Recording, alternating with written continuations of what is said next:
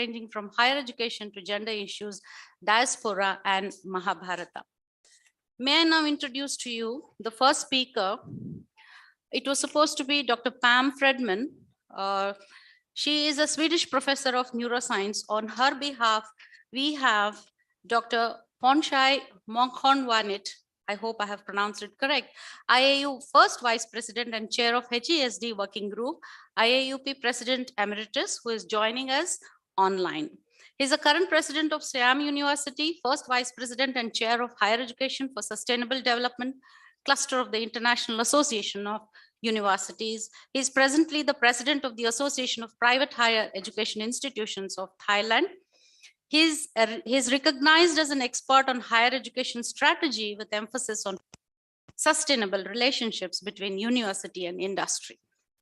May I now invite the first speaker online. Is he connected?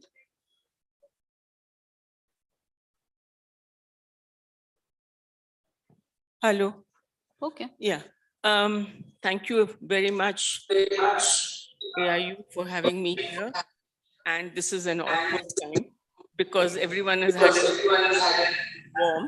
So, but we will try and one can in the situation. And we have six.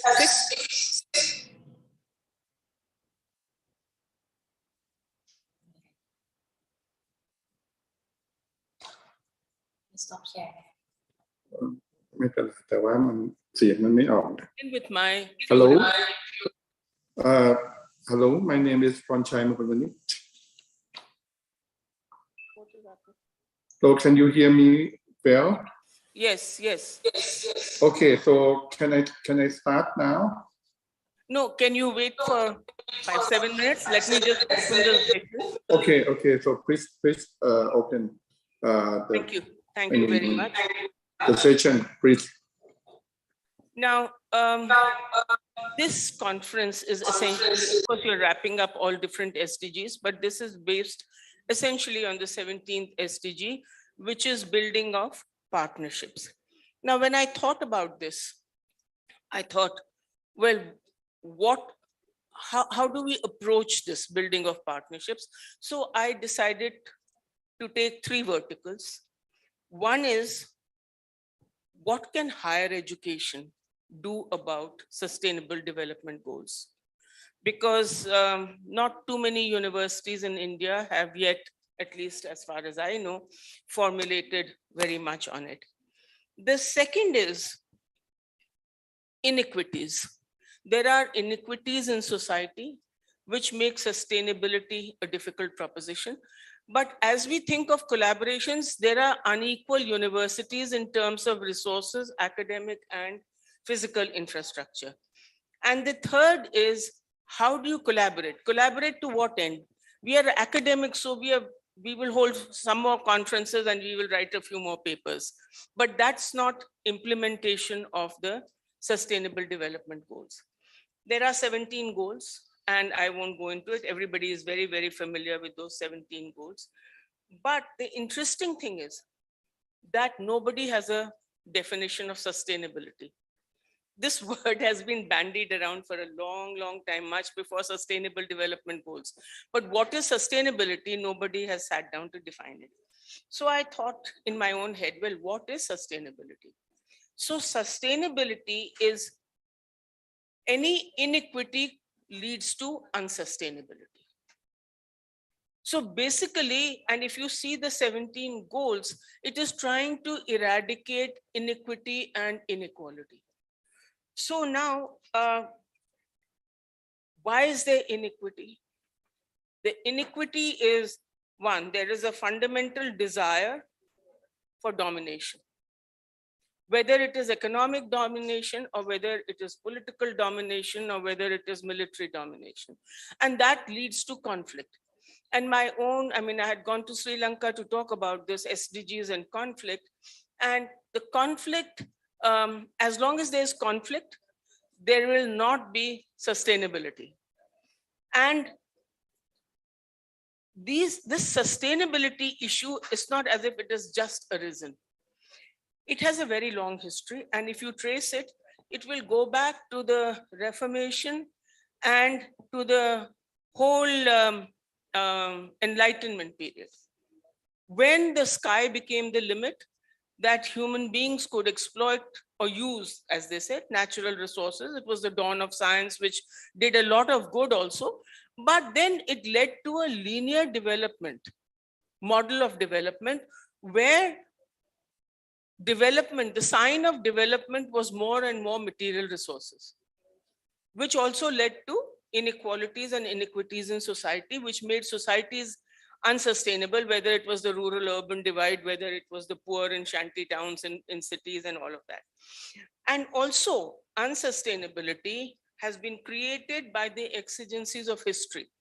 Now, whether it is colonialism, whether it is slavery, whether it is indentured labor, whatever it is, whether it is wars that have been fought for basically, as I'm a student of Mahabharata, so therefore, okay, we'll take you first after me. So whether for whatever reason, and it led to what happened, different levels of development for different countries at different times. And following that linear model of development, they also within the country it led to inequities. We're all very familiar with that. Populations became unbalanced. Consumption became the sign of wealth, how much you could consume. And so what has happened is that the developed world consumes far more than the developing world. And yet we are told to manage our sustainability, our carbon footprints. We don't have the carbon footprints which America has. So, anyway, but whatever be it, how are we going to achieve this sustainability? And how are educational institutions going to do it? I don't think there's a formula. A colleague just said that there is a UN university established only for implementation of sustainable development. What it amounted really was to a green campus. You don't need a separate university for that. We can all do green campuses, but I'm sure they're doing other things also. So then I'm very fond of this saying of Deng Xiaoping. When he was opening up China, he said, I don't have a roadmap. We have to cross the river as we feel the pebbles. So we will all have to have the humility to learn and to be able to cross this river, modifying our plans of action, figuring out what suits us best to implement it. And well, I have a whole lot of suggestions on how it can be done, how higher education institutions can play a part, which I leave for my summing up, because Professor Amir Bhaumik has just told me he has to catch a flight, so he has to leave. So I'm sorry, Mr. I'm sorry, I don't know how to pronounce you. You can call me Ponchai.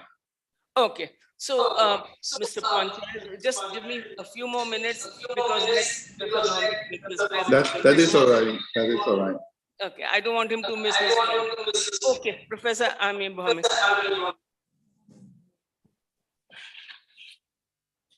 Oh my God.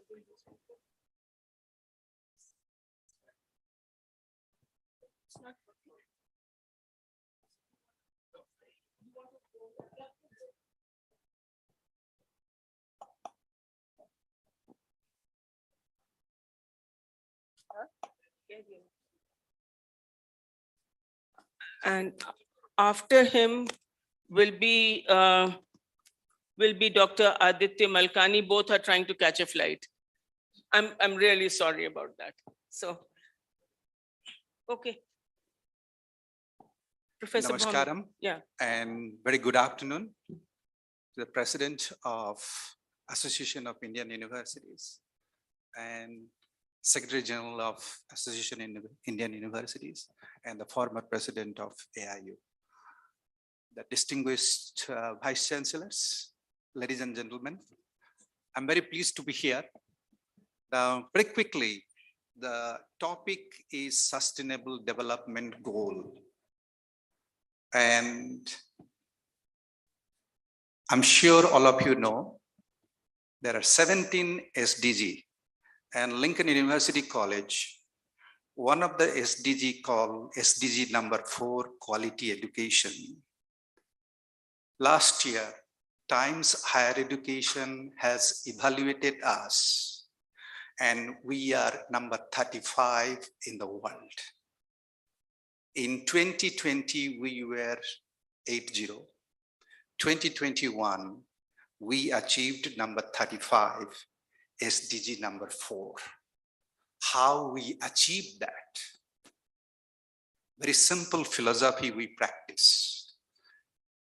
You are the land of India, and we implement purely Swami Vivekananda's philosophy that if you want to achieve any development, be it economic front, be it religious, be it meditation, and name it, only one word: how much you are ready to sacrifice for others.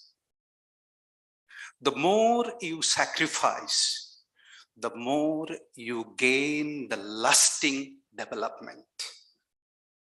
With that formula, I know some of us read Gita as a religious book. I read Gita as a perfect book for entrepreneurship. If you look at one of the called Karmanne Bhati Karaste Ma Phaleshu Kadachana, this sloka is nothing but a fantastic example of entrepreneurship. When Arjuna didn't want to fight, Krishna said, "Hey, who are you? You have a right to work, but you have no right to expect the result." And that's what exactly Swami Vivekananda puts it: sacrifice. Ramakrishna said it: people who leave, those who sacrifice for others. These are the mantra of sustainable development goal.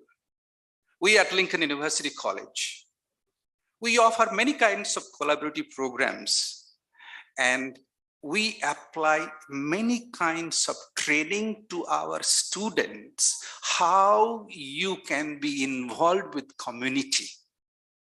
I remember in 2014, I went to Somalia to start our program in the midst of huge number of civil war. People started to telling me that you will lose your life. Today, my students who come out of the program in Somalia, they are working for United Nations peacekeeping.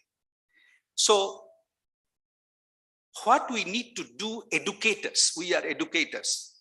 I always tell, forget about professor, lecturers, all those terminology. We are educators. We have a great role in the society, that how we can develop the society. As chairperson of the panel member said, that it's just not simply writing papers, that how create an impact to the society. Now, having said all types of curriculum, all types of regulators and so forth, we educators need to implement in our students' mind nothing but how much you are ready to give for others. This mantra we need to include in every aspect. The moment we do that, we always talk about building infrastructure, physical infrastructure, technology infrastructure. But how much we tell our audience that value-based ethical life infrastructure, we also need to have that one. We all are running after a money, a building for our own assets. We need to put it in sustainable development goal, that value of human life. We are tourists in this world. We will be here for a few days and we will go off. Before we go off, we educators, how we can create and impact the society so that today's session, next until 25th sessions, whatever we talk, a concrete that will develop the society and create an impact that we have sacrificed for the society. So let's work together. I wouldn't take longer time because my colleague has to catch the flight as well. What we need to do, that it is not simply talking, it is not simply paper. We need to work together to implement how we can build the value-based infrastructure whereby it's the personal greed has been reduced, personal sacrifice for others has been increased so that sustainable development goal can persist. With this, let us pray and work together. The worldwide conflict, the Ukraine and Russia war, these are examples of nothing but greed, personal greed. And these personal greed, we should work together, implement into our daily teaching, learning, knowledge. The moment we reduce personal greed, increase sacrifice for others, these sustainable development goal will stay here for long. Thank you, and may God continue to bless us. Thank you.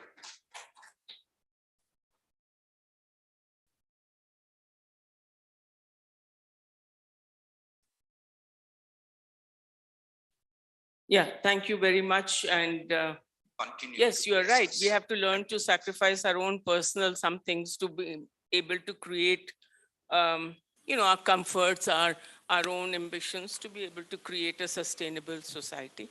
Now, my second speaker is Dr. Aditya Malkhani, because I know both of you are going together. So, please.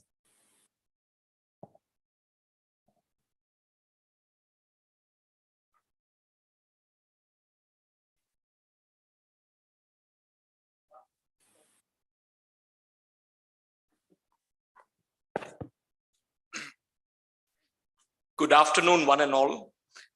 Respected President of AIU, Professor Thiruvagasam, respected Madam Secretary General, Dr. Pankaj Mittal, esteemed Vice Chancellors, members of the AIU.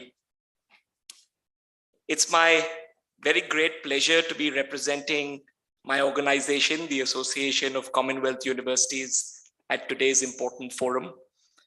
Of course, the Sustainable Development Goals have been widely discussed over the last few years, and this particular conference gives us an opportunity to dwell a little bit on the advances that have been made towards achieving the SDGs, but also in outlining what the opportunities there may be to collaborate so that one can achieve these SDGs together as a global team in the future.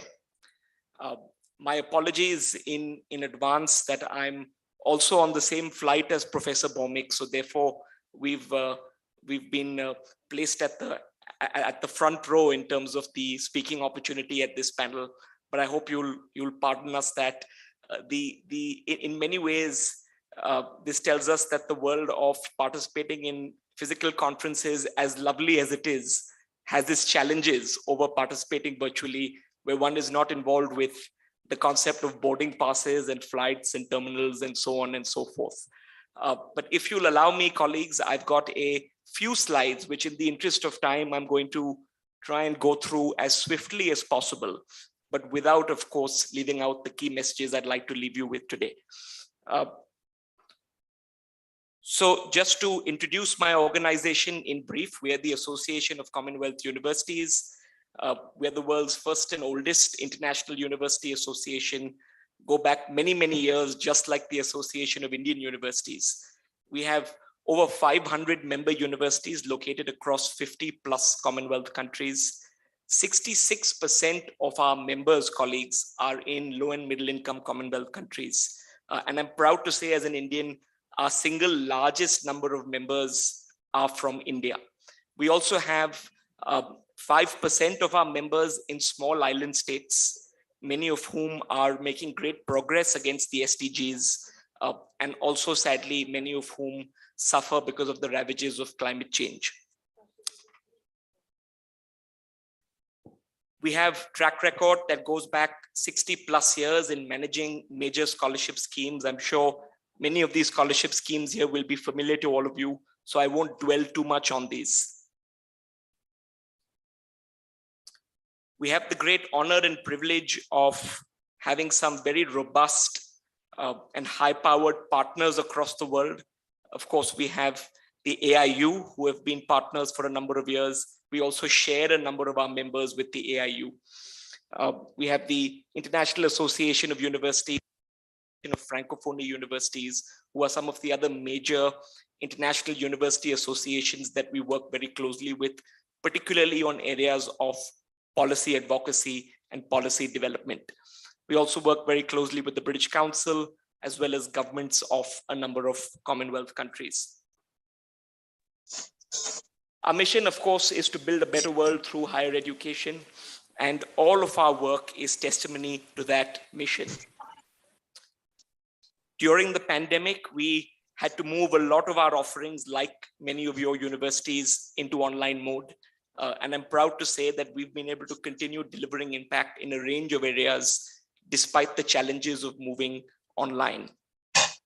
We've transformed many of our grants into online mode. And in fact, one of the grants that I'd particularly like to highlight here, and I'm just going to move straight to that actually, is the... अच्छा, बनस्थली से उनकी wife जो है. Sorry. So in fact, one of our most sought after grants colleagues is a series of grants called the Higher Education and the Sdgs Challenge Grants. So at the ACU, we have these wonderful member networks and member communities. And one of our member networks is called the Higher Education and the Sustainable Development Goals Network, which incidentally is our most sought after network in terms of number of members. And as the name suggests, colleagues, the Higher Education and the Sustainable Development Goals Networks is one which basically is open to ACU member institutions, staff and students at member institutions who are developing projects and whose research and their teaching work aligns with the SDGs. So I'll give a few examples. And so we have on the screen a list of people mentioned and the universities that they come from. These are, colleagues, the recipients of the ACU's Higher Education and the SDGs Challenge grants from last year. So we have Professor Malik Maza from the University of South Africa, who will use her grant to assist in implementing various SDGs and advancing them through quality education and local nano solutions to Africa's various societal problems. We have Dr. Ravita Prasad from Fiji National University, who will use her grant to conduct a survey for a research project titled A Comparative Analysis in the Energy Consumption of Different Clusters of Selected Fijian Schools. It will assess energy consumption, recommend energy saving and clean energy options for selected Fijian schools, and will also work towards building and strengthening Fiji National University's partnership with key stakeholders across the education ecosystem. We have Dr. Eduardo from Athabasca University, who will use his grant to assess how business schools integrate sustainability into their teaching and research agendas. His project, Dr. Eduardo's project, aims to contribute to the development and improvement of higher education institutions, sustainability teaching and research agendas. And his fellow grantee is Dr. Nejati from Edith Cowan University in Australia. A third example I'd like to highlight, colleagues, is very much from our geographic neighborhood, which is Dr. Sang Hoon Lee from BRAC University in Bangladesh. Dr. Sang Hoon Lee's grant, SDGs Challenge Grant, is an initiative which is going to support the Research and Professional Development Center of the BRAC Business School. And the research being done via this grant will be targeted at financial literacy and gender-based disparities in access to finance among entrepreneurs in Bangladesh. The grant will also support recommendations to policymakers through research talks. And finally, the fifth name mentioned on this slide is of Dr. Scott Strachan, who's a senior teaching fellow at the University of Strathclyde in the UK. So he runs something known as the Vertically Integrated Projects for Sustainable Development Program, and his grant brings together 3 international vertically integrated project sites, which are in Strathclyde in the UK, at Georgia Tech in the US, and at Strathmore, to create a toolkit for embedding inquiry-based education for sustainable development in the curricula. In addition to some of these SDG grants that the ACU gives out to successful applicants, we've also done a lot of work in partnership with the British Council in research around SDGs and the impact that is made on SDGs through international partnerships. So in early 2021, the ACU jointly commissioned research with the British Council to assess the role of international higher education partnerships in contributing towards the SDGs. Of course, the report from this research is available on our website, and I'd be very happy to circulate this to participants in the room that are interested via the good offices of the AIU. I'm just going to take this opportunity, colleagues, to highlight some of the key findings from that report. One is the report shared that there's a clear link between partnership activities and positive outcomes across all the 17 SDGs, with quality education, partnership for the goals, and industry, innovation, and infrastructure emerging strongly. Another finding from that study is that the study felt that there was evidence that international aid interventions in the form of an international partnership deliver added value compared to other interventions. It was also felt that international higher education partnerships are better equipped than single organizations to address societal issues because they bring together various types of partners from various disciplines, sectors, and countries. A third finding from that report, colleagues, is that the interdisciplinary nature of international higher education partnerships makes them well suited to contributing towards multiple SDGs. We feel the report felt that there is a complementary relationship between the strategies and plans of international higher education partnerships and the SDGs, which are interlinked and unlikely to be achieved in isolation. So definitely a vote in favor of partnering internationally with institutions across the world in order to support the development and achievement of the SDGs. Finally, I should also add that our report felt that international higher education partnerships bring significant benefits for institutions based in both the global south as well as the global north. So in summary, colleagues, this report of ours forms the foundation for what will be significant ACU policy engagement aimed at taking the key findings from this report to relevant stakeholders, supporting us to increase the recognition of and funding for international higher education partnerships that tackle the SDGs. So I've got a few other examples which I'll just whiz through very quickly. So the ACU colleagues is, again, on the theme of SDGs, we are working very closely with the government of Antigua and Barbuda to help establish a center of excellence for oceanography and the blue economy. We also run a range of Blue Charter fellowships which support the development of marine studies. And we were also present at the United Nations Climate Change Summit in Glasgow at the end of November 2021. And in fact, a lot of the learnings from our participation there are being widely circulated by our membership. I just want to, I know we are running out of time, colleagues, and this is a content heavy presentation, but I just want to give this one example, colleagues, of we run a scholarship program called the Queen Elizabeth Commonwealth Scholarships. And of course, as we know, scholarships build capacity and extend opportunity, thereby seeding change. That is also in sync with SDG 4B. So this is an example of a student by the name of Eli Wafula from Kenya, who is doing his education, who has completed his education in Malaysia with the help of a Queen Elizabeth Commonwealth Scholarship. These scholarships, colleagues, support the study of 2-year master's level programs in low and middle income Commonwealth countries. And Eli arrived in Malaysia in 2019 to begin his MSc in the emerging field of medical physics. In fact, what Eli hopes to achieve through the learnings obtained through his scholarship in Malaysia is to help Kenya to be able to train its own medical physicians that are homegrown, and thereby boosting the number of skilled technicians in its healthcare system. So that's an example of the ripple effect of scholarships, which of course are an important SDG as well.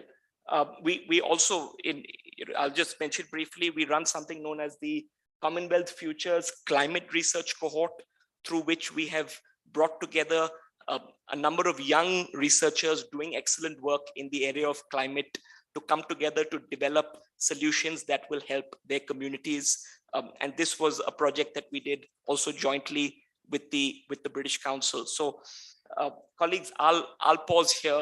I wanted to cover as much as I could in a brief period of time, but just to say that the SDGs are a very important area of the ACU's work, and we'd welcome a bilateral dialogue whenever time permits. My contact details are on the screen. Thank you very much.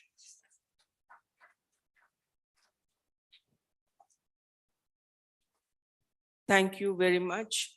You've covered a lot of ground in this very short span of time. And I'm very happy to know that so much work is being done by the Association of Commonwealth Studies. I think it was a conference held by you people, which I attended in Malaysia. So, and a wonderful conference. So thank you so much, and wish we could discuss the report findings further.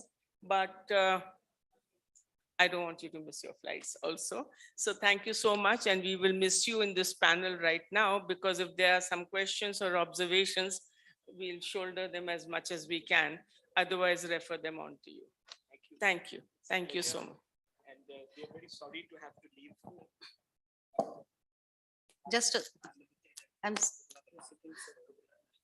Could you please bear with us? May I invite the president of AIU to kindly hand over a token of appreciation from AIU to the two speakers, since they have to leave early. Professor Amiya Bhaumik and Mr. Aditya Malkhani.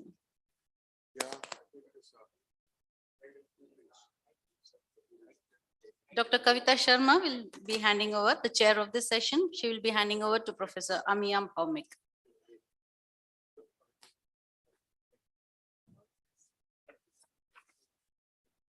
Thank you.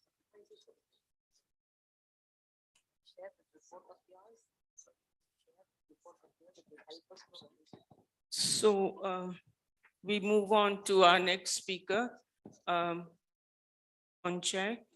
Can I please have you? And I'm once again apologize for all this topsy-turving of the schedule, but you know, physical, as it was said, physical meetings mean airports and check-ins and so on and so forth. So over to you.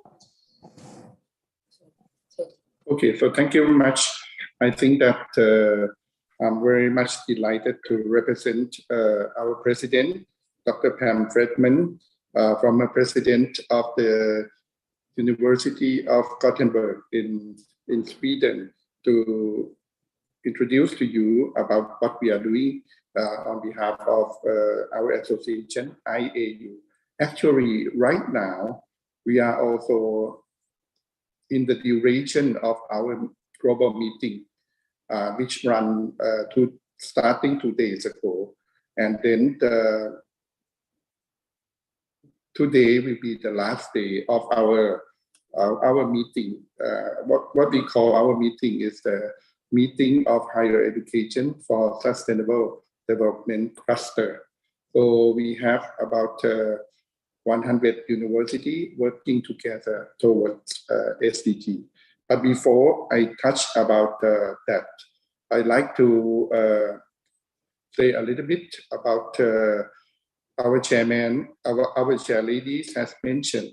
I also agree with our chair that in order to be able to produce the knowledgeable graduate for the university, I think that it is not enough.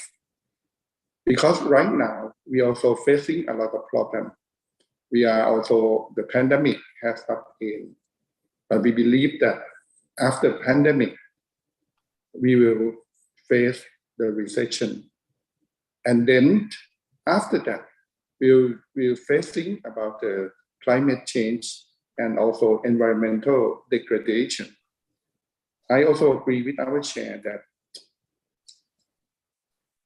in order to treat people with equality and mutual respect, inclusive, try to focus on inclusiveness is also the venue towards the sustainable society. So I think that the university should reinvent ourselves, not focus only to produce the knowledgeable people, but also being able to produce a graduate that know how to nurture the fellow people and also the planet, our environment. So this is the purpose of IAU, of having the IAU cluster for sustainable development, or HDSD. But before I touch on that, I also like to take this opportunity to introduce a little bit about IAU. We are the organization that has about 37 Indian university among altogether 600 members around the world. And then we have been established about more than half a century. And right now, we also have a good relationship with UNESCO as an associate status. And actually our office, which our Secretary General and her team is working, is also in the UNESCO building. So joining IAU is the opportunity to be a part of global voice of higher education. The global voice will happen only if we have a chance to work together across the country, across the nation, across the region as well. And as the educator in Asia, I also have found the experience of joining IAU is quite important. Next slide, please. Because IAU is not just the forum to meet with each other and just to do something, because we focus on the value, next please, of academic freedom, next please, and also sustainable development, and also we also believe in the independence of the university. So what I feel, I also used to be the member of many associations, but what I feel about IAU is that IAU is not only the platform to make friends, to know each other, but it's a serious platform that you can make the change to your own university and to higher education. We have focused on leadership. We focus on sustainable development. We focus on digital transformation and other important issues in higher education. And then our next conference will be, can you go back? Yes. will be in Dublin from 25 to 28 of October 2022. And I wish that you should be, and under your leadership of Indian University Association, you should be a part of our global voice. And if you look at the picture, this is our meeting, our last general conference in Bangkok. We also have the chance to welcome the university president and vice chancellor from many universities around the world. Not only to meet with each other, but to work seriously with each other on various important topics. So the next thing that I like to mention is about our higher education for sustainable development cluster. I think that this cluster, this is the map of our cluster. We have altogether 16 plus 1 SDG cluster. So each, we have 16 leading institutions, and in one SDG, we also have like 4 or 5 satellites of the university in other regions of the world, but working towards the same focus. Like Siam University, my own university, we focus on SDG 11. We also working with the university in Japan, in South Africa, in Indonesia, in Bangladesh, towards how to make our city a better place. And how can we use the experience that working with the city as a living lab to improve our teaching and learning and make sure that we can produce a graduate that not only know about the knowledge in our field, but know how to solve the world problems. And we also have the measurement. We also do the research. We have like the survey about sustainable development. I think that we have done for 2 times, and we are about to do it for the 3rd time. And this is why we are a little bit rushed, because we also have another global meeting on SDG that waiting for us. And next, please. And I also like to touch about ACD-UN. This is also the Forum for Asia and has been established by Asian Cooperation Dialogue. We like to have a forum by Asia and for Asia and include every country in Asia.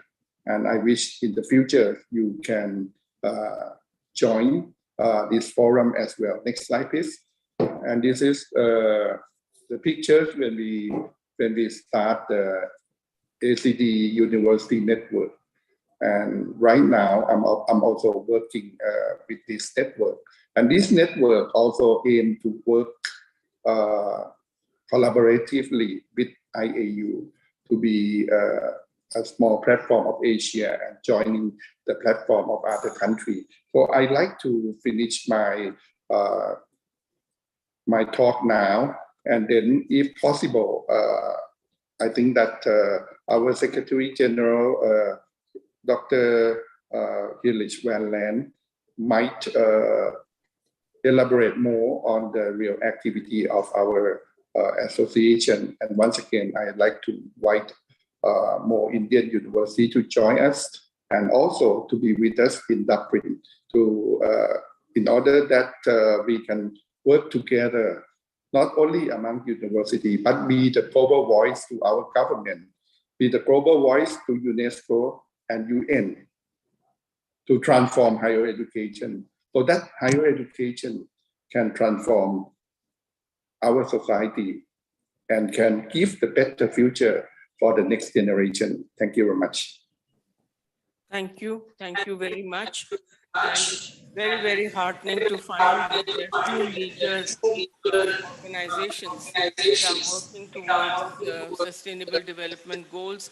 So partnerships are already have been built in a way, and I'm sure solutions will be found. So thank you very much. for your presentation. We move on to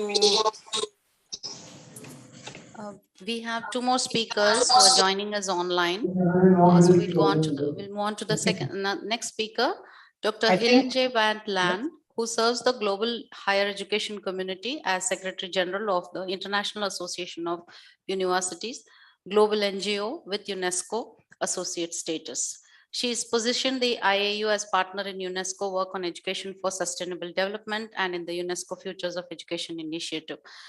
She holds a PhD in comparative Francophone literature, speaks 6 languages, and has published several issues of relevance to higher education locally and globally. Over to the speaker. Thank you very much. I hope you can hear me. Yes, we can hear you. Okay, I think there is an echo. Maybe there is another camera somewhere open. I don't know, but I would like to share my screen. I cannot share the screen. So maybe Pornchai, you can share the screen from your end, because I don't think I can share from this end. I'm very pleased to be with you today with the AIU annual meet and national seminar of vice chancellors. It's really a big honor, and just only very sad to not be able to be with you at the University of Missouri in Missouri in Karnataka, because it would have been very nice to have an opportunity to also speak with you beyond this screen and really liaise with you on this very important topic that you have identified for this meeting: realizing sustainable development goals, the SDGs, through higher education institutions. And it was interesting to listen to the other speakers already. What can universities actually do to engage with the sustainable development goals, and why do they do so? What is it that would compel universities to address the issues that we face? Well, the answer could be very simple, and it could be very elaborate as well. But I would like to build on the presentation made by Professor Pornchai Monkombanet and take you again to the slide number 9, Ying, if you can. And there, this one. So the IAU is working very closely with the Association of Commonwealth University, as you could hear from the second last speaker who had to catch his flight. So we're very pleased to work with the Association of Commonwealth Universities. We also work very closely with the Association of Francophone Universities, and together we represent some thousands of universities around the world working on sustainable development. We do so in the context of larger programs at the UN, like at UNESCO or at the UN in New York, where we each year in July bring a selection of universities together to the UN high-level political forum to present the work of universities from around the world. So also the work from Indian universities and what you do. So it's very timely that this topic is on the agenda of the AIU annual meet, because it will be very important to hear more about what universities in India are actually doing relating to the different SDGs. The IAU has launched a global cluster on higher education and research for sustainable development already in 2016, developing it along the way. And indeed, as Professor Pornchai said it a few minutes ago, since Monday, we are meeting with some 60 universities from around the world online to take stock of where universities are, how they have developed and stepped up their activities around all the different SDGs, how they connect the different SDGs between them, and how the universities work together to advance. And so they don't do that only as campus greening initiatives. That's one opportunity. Campus greening initiatives are very important because they allow to showcase what universities do how they do it, what it means when you translate it on a campus site. So you give examples of how to better consume or produce products. You can work on energy, you can work on better working conditions, you can address the issues of no poverty by engaging the campus in initiatives around the university, bringing in different kinds of students on board, really look at inclusiveness agendas. You can work on no hunger there as well, educate the students. And no, keep with the previous slide, please, Ying. And so you can really bring the people together to work on these different dynamics. SDG 5 is another very important one, gender equality. So the university as a campus and as a world in itself can set examples.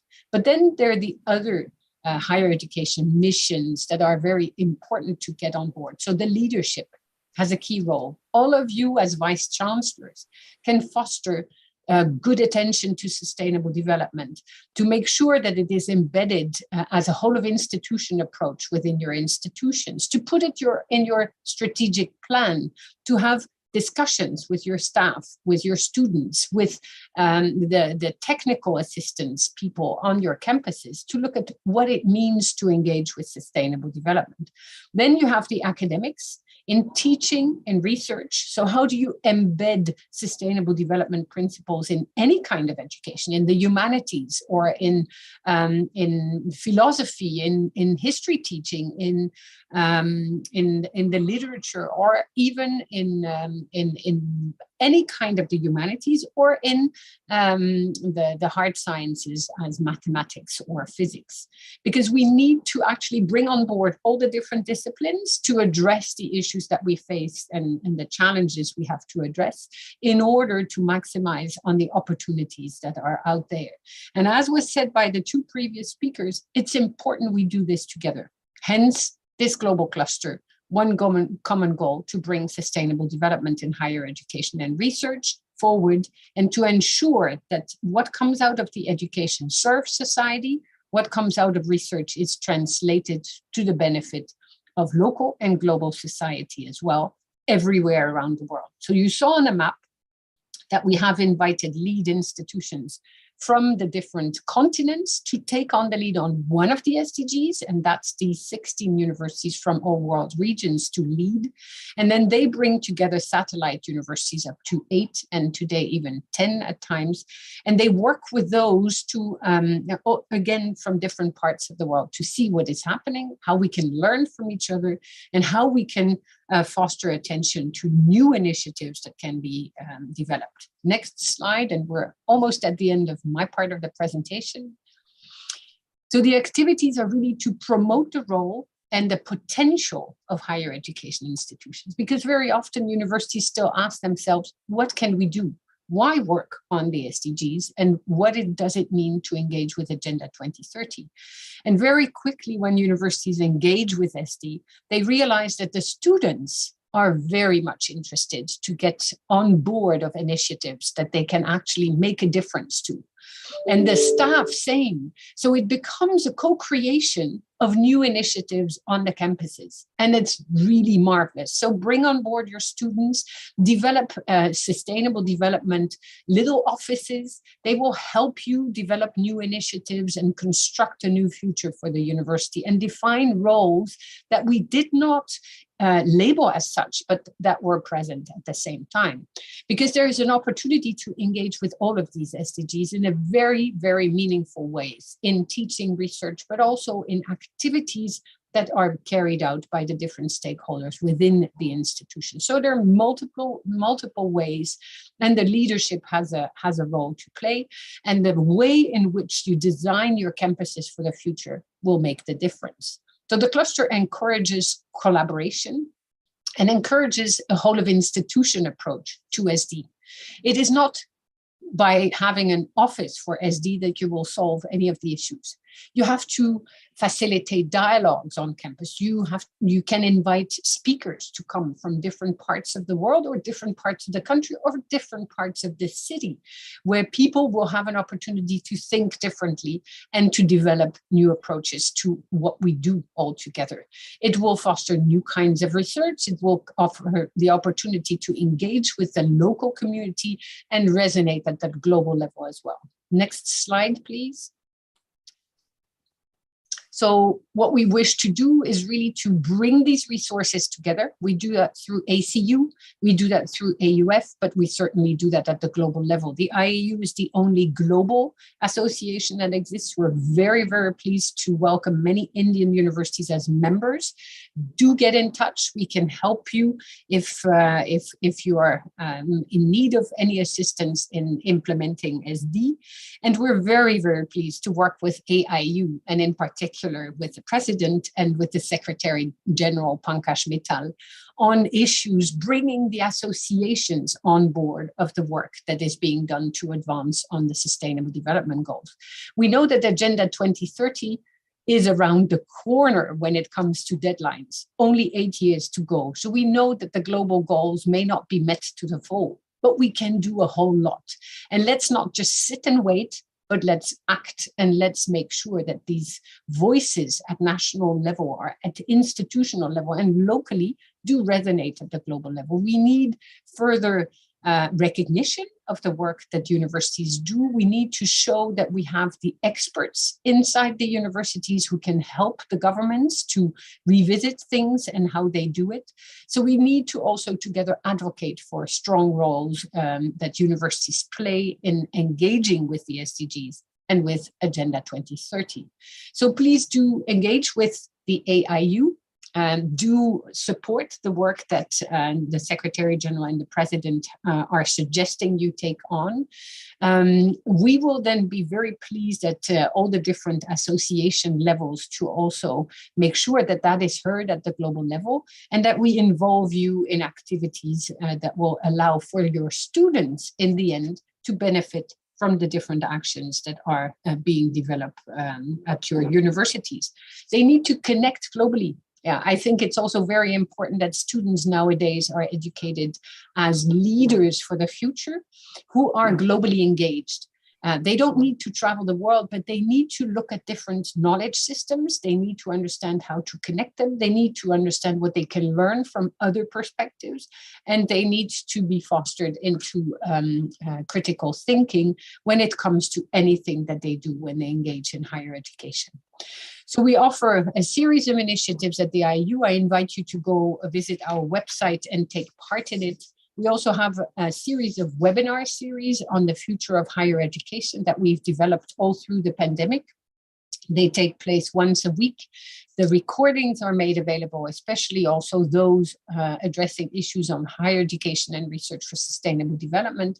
And all of those will be featured as a contribution to the upcoming UNESCO World Higher Education Conference on the future of higher education. So take part, also look at our opportunities to engage in writing, in sharing your knowledge on the IAU Global Cluster platform where we share information on what universities do. It's a hub where you can find many initiatives that can help develop new initiatives locally at your universities. Last slide, please, Ying.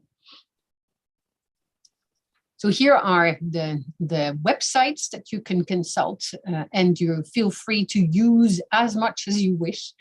We also have a series of publications on dedicated SDGs or on SD in general. And we would be very pleased to hear from you and to help you elaborate new projects. So thank you very much for offering Professor Poinchai Monkombanet and myself the opportunity to engage with you online.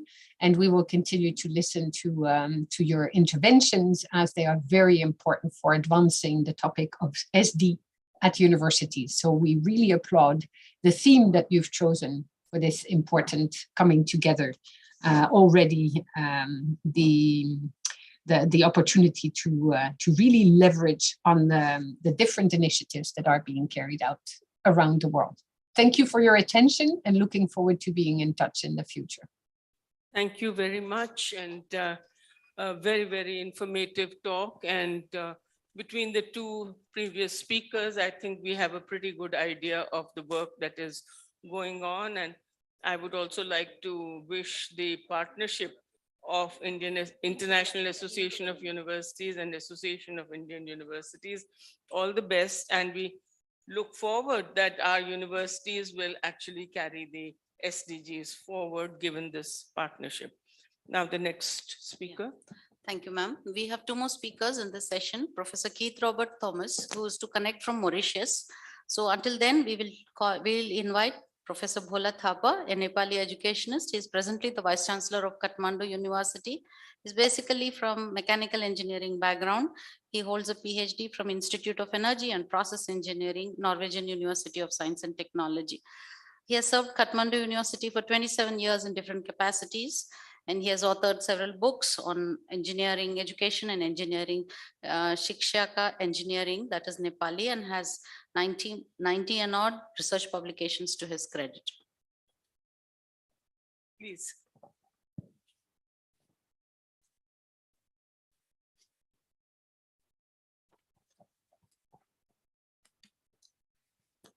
Thank you very much. Namaskar. Honorable Chair of the session, President of AIU, Secretary General, respected Vice Chancellors and delegates. It's a really honor for me to be present here among Nepali academician, a member. We are an associate member of Association of Indian Universities. So we are the only university which is the member of AIU. To begin with the topics for today, talk on the international collaboration and partnership, but since it's in association with the SDGs, I would like to pick up with what the session chair has mentioned, like do we really, how do we define a sustainability in our context? That's the most important.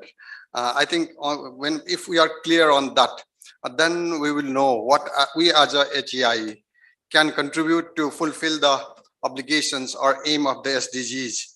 And that also, like in what sort of circumstances or in environment we are defining this. So the inequalities which you have mentioned, madam, like on that context, if we discuss about this cooperations and collaborations, this will be really meaningful, and then I think definitely it will contribute for the fulfilling the objective of sustainable development goals. When we talk about the international collaboration or cooperations, so it's apparently a twin paradigm. Like one is the global partnership and the other is the regional. The approach is certainly important in this increasingly interconnected and interdependent world for transfer of most recent scientific knowledge, research, innovation, and inventions. We must accept the fact that academic institution is the part of the world still look for opportunities to share the knowledge, experience, technology from the developed world. When I'm talking about this, I'm really glad to mention here that Kathmandu University is an example, very good example of a sustainable academic and higher academic institution or university of regional and the global cooperation. Kathmandu University was established by the Parliament of Nepal, but we are outside the government system. We don't get the funding, regular funding from the government, but we do have very good network with the universities in the neighbors as well as the all around the world. That's why all the physical development, human resource development, development of the educational philosophy, the research activity which we do, and then the connecting to the communities is a part of this network the network, the regional network, global network, and the local network. So we are really proud that we are quite sustainable on that manner. And that whatever we do, of course, in Nepal, that we don't have the government has not directed us to contribute directly to the SDGs, but the activities which we are engaged on, we are involved on, the courses which we are teaching on, the research activity which we are performing are very much relevant to all these 17 SDGs. And then when we map whatever we are doing, we are very close to those areas. The regional cooperation, however, is not less important. The academic institution on this part of the world can both create and add value to teaching and learning, research and publication through enhanced level of cooperation and partnership. I see this forum itself as a good example to that end. India certainly has evolved as a regional educational hub in imparting the world-class education from which the entire subcontinent can benefit. Apart from traditional mode of academic cooperation and partnerships like teacher and faculty exchange, research publication, and supervision collaborations, we now perhaps need to more specifically focus on 4 key areas, namely the climate change, secondly, ICT virtual mode of learning and its outcome and validation, thirdly, sharing of a new knowledge on technology and its transfer, pedagogy, and the integrating the same academic deliverables, and fourthly, designing of our context and civilization specific higher degree academic course that can attract the study not only from the countries from our region, but from all around the world.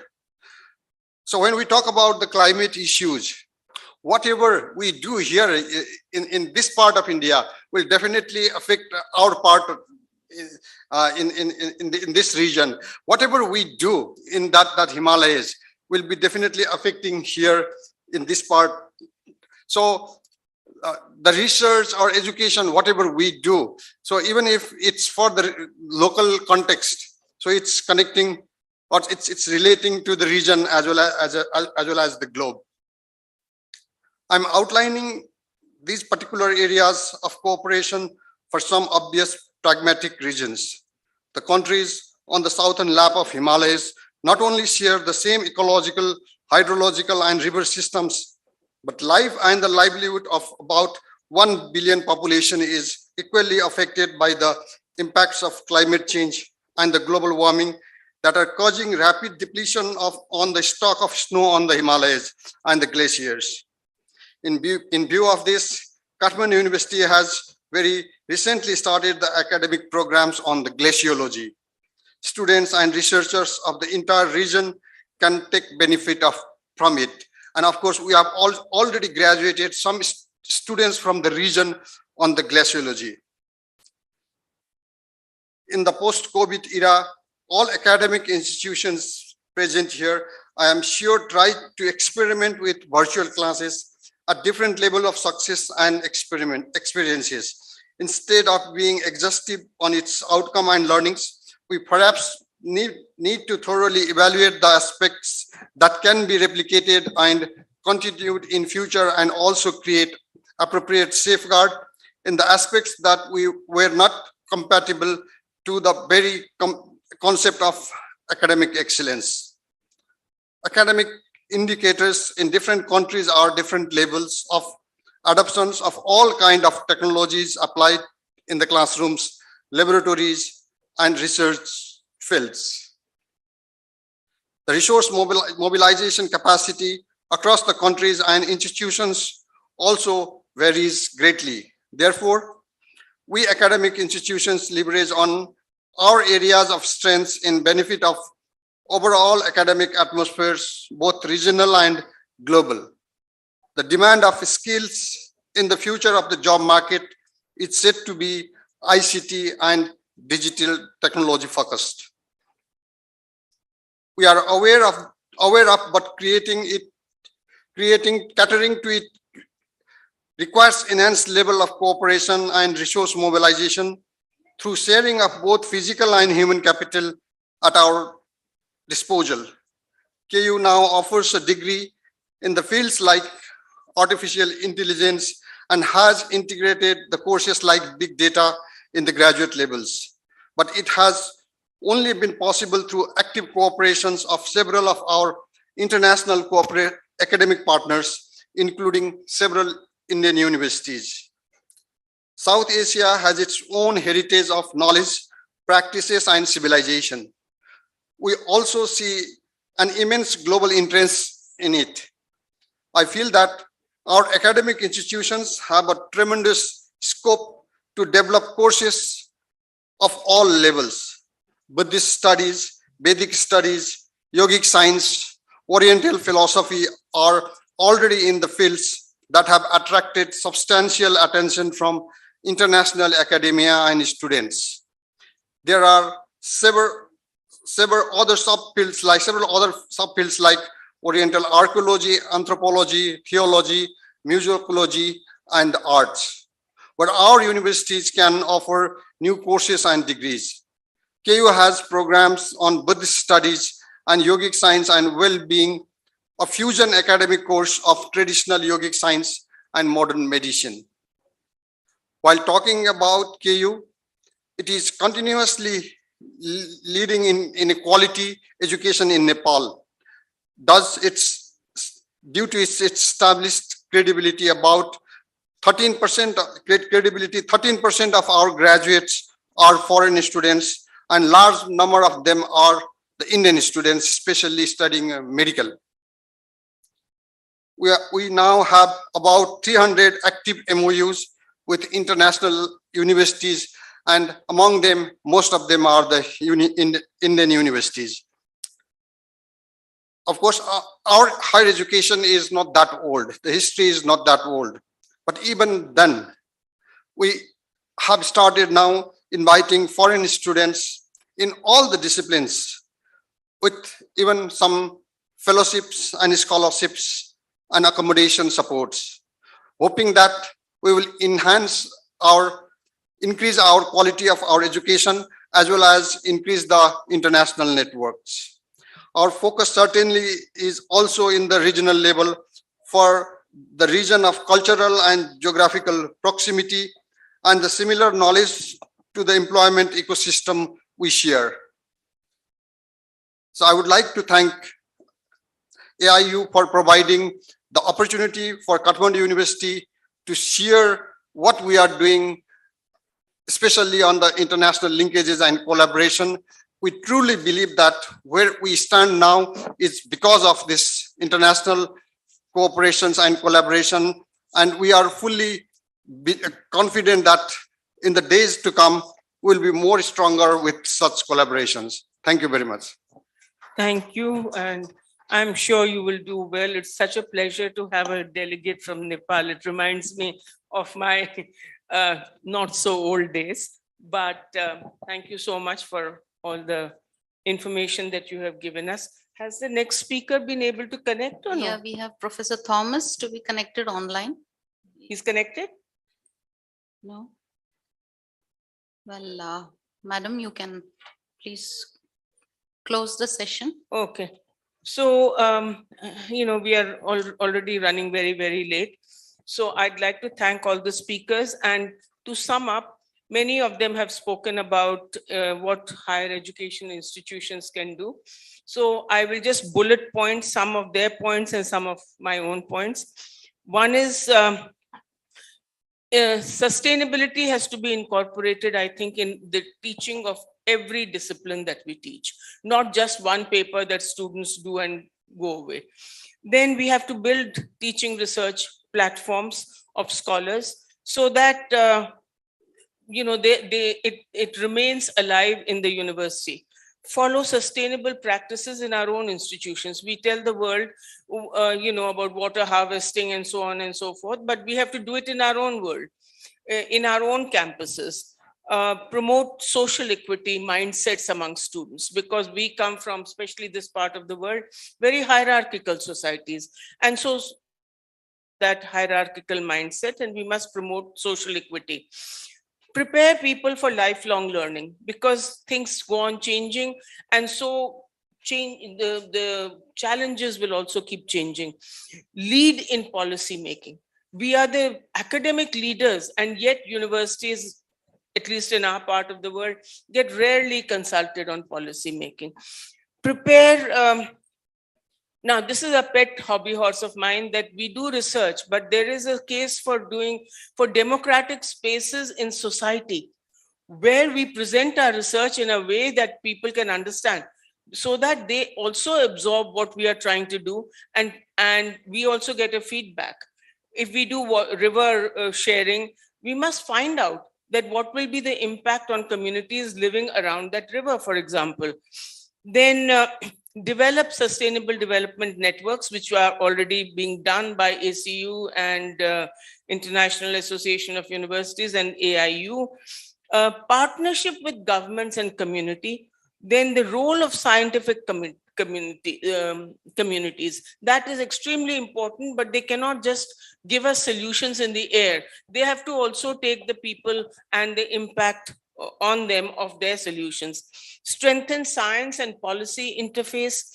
Research indigenous systems. I think you talked about it, research indigenous systems, and see how to fuse them with current knowledge that we have, especially in the area of water conservation, in the area of seed diversity. These communities have learned to overcome all hardships and maintain better water and better diversification of crops and seeds than we have. We are the only ones who can develop indicators and evaluation of what work has been done. And then what I would really urge, because there is so much inequality, I began with that. Develop collaborations without hidden agendas. Often, and I don't need to explain this to my colleagues as vice chancellors, there are very often very many hidden agendas. And finally, developed countries poach on our expertise, on our talent. Now, brain drain has gone out of fashion, and it has been replaced by brain circulation. But actually, for brain circulation, there must be equality of opportunities on both sides, which is not true. So we lose some of our best talents to other countries. And finally, please, I think one of our colleagues mentioned it earlier. I was very, very unhappy because some colleague wrote some papers in Nepali, and the promotion committee would not give him promotion. But if we go on, I think you mentioned about local languages. Now, if we go on publishing in English and we go on talking in English, of course, it's a neo-colonialism. We have to develop strong systems where what we publish in our own languages are studied, are given a status, and given a position in our recruitment and promotion and further career advancement. Only then will we build sustainable development. Otherwise, it will be just, yes, I think somebody has a, yes. Mike. Take mine. No, it's the.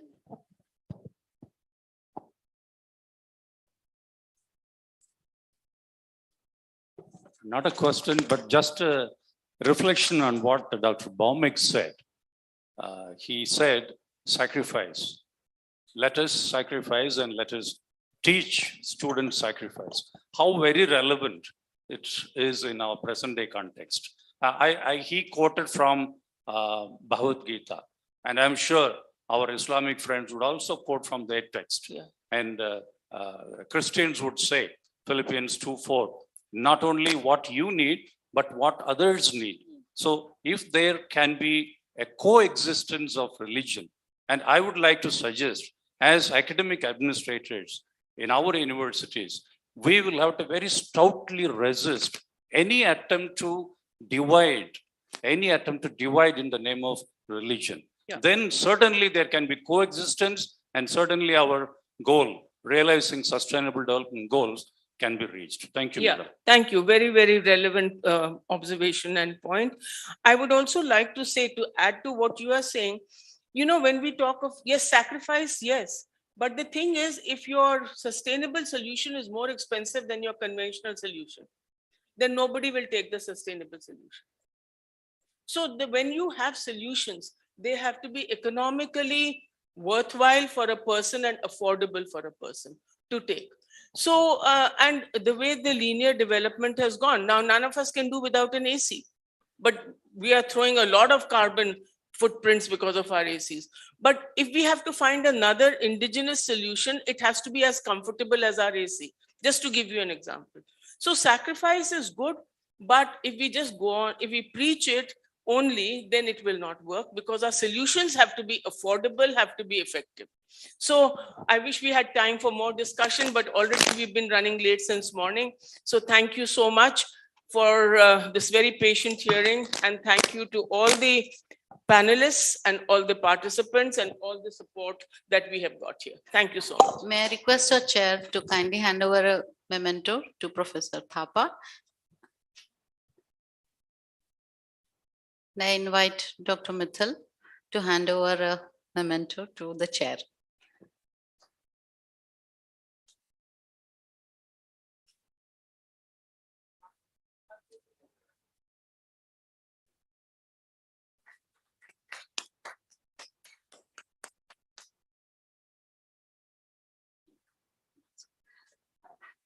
Professor Mithil handing over a memento to our chairperson, Dr. Kavita Sharma.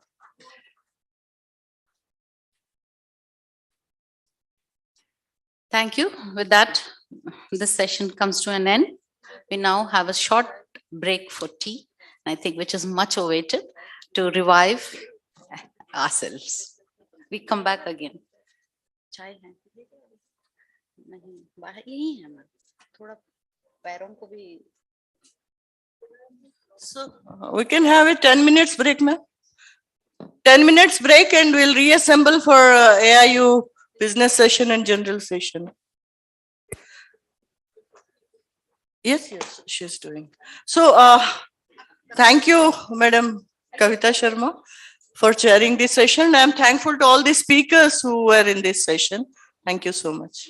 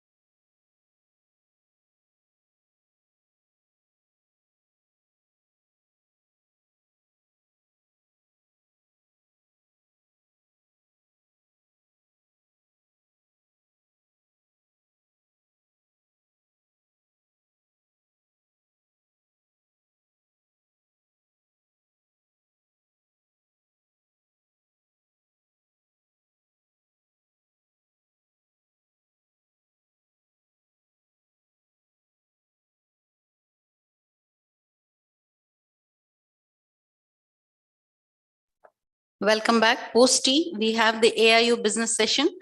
The chairperson, Dr. Colonel G. Tiruvasagam, who is the president of AIU, and accompanied by the convener, Dr. Mrs. Pankaj Mittal, Secretary General, AIU. In this session, they put forth the problems which will be told by the chairperson.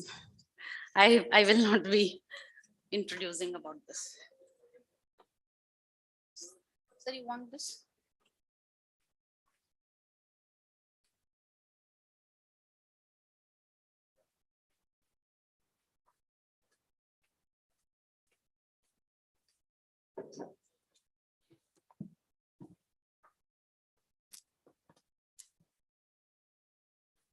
This session is exclusively meant for Vice Chancellors.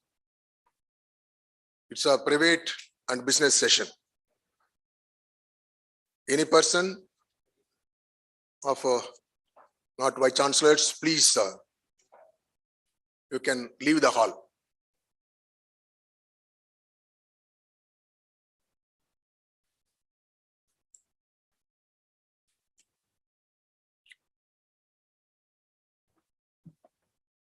Shall I start, sir? It's okay.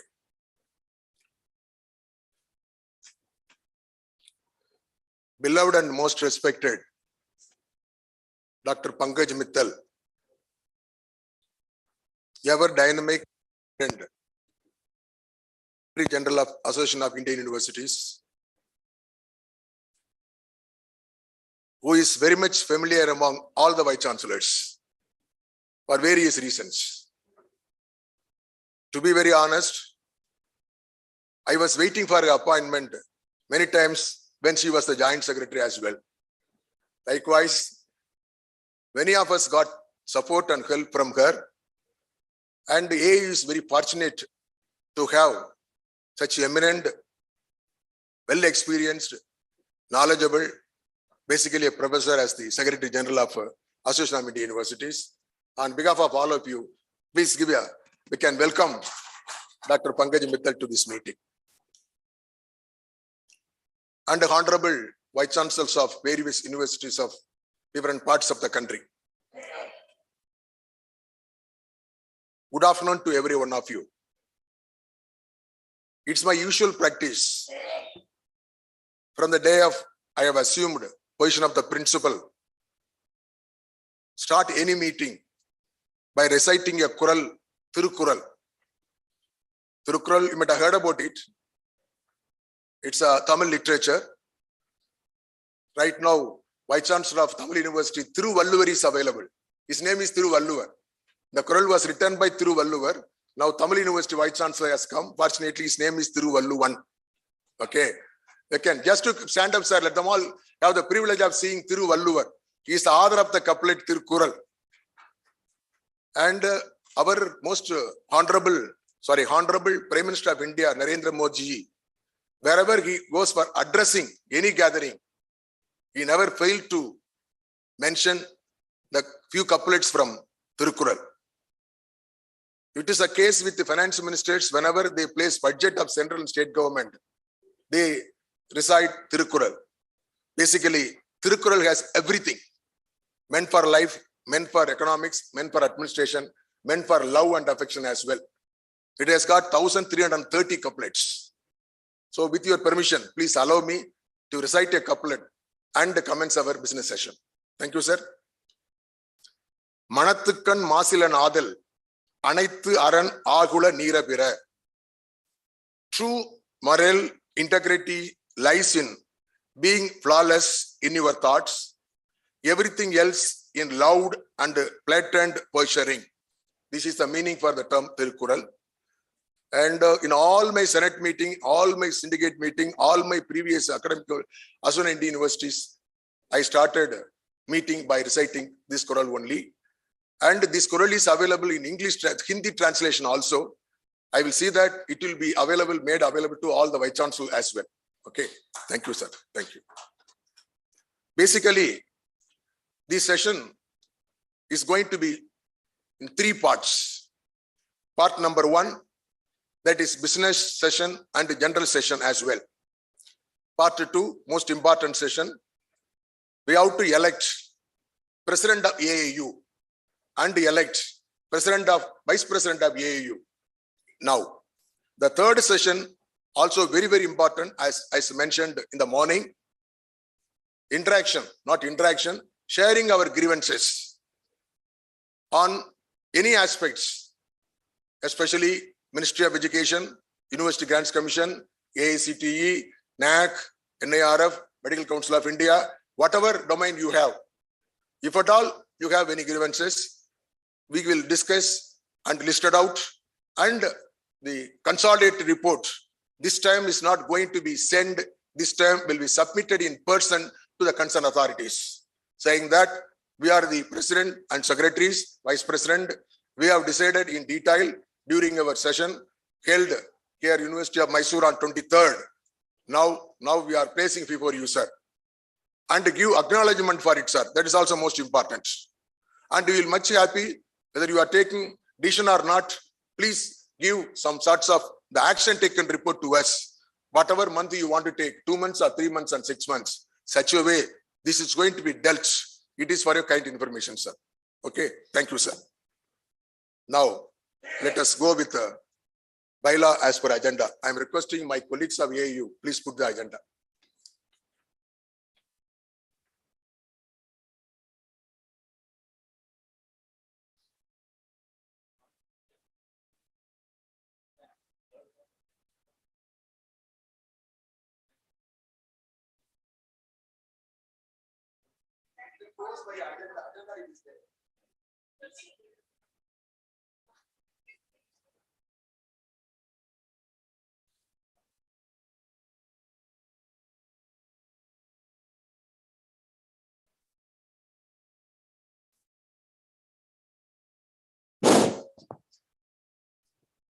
See, now you need not have agenda, but now we are presenting the agenda. You can very well invited at any point of time. You can raise any point for clarification, and then only we will get approval from you item wise. Number 1, confirmation of the minutes. To confirm the minutes of the 95th annual meeting business session held through virtual mode on April 14, 2021. This annexure is there, annexure 101.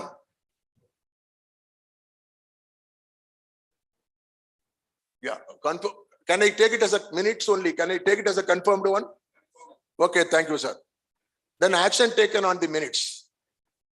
To report action taken on the minutes of the 95th annual meeting business session held during virtual mode on April 14, 2021.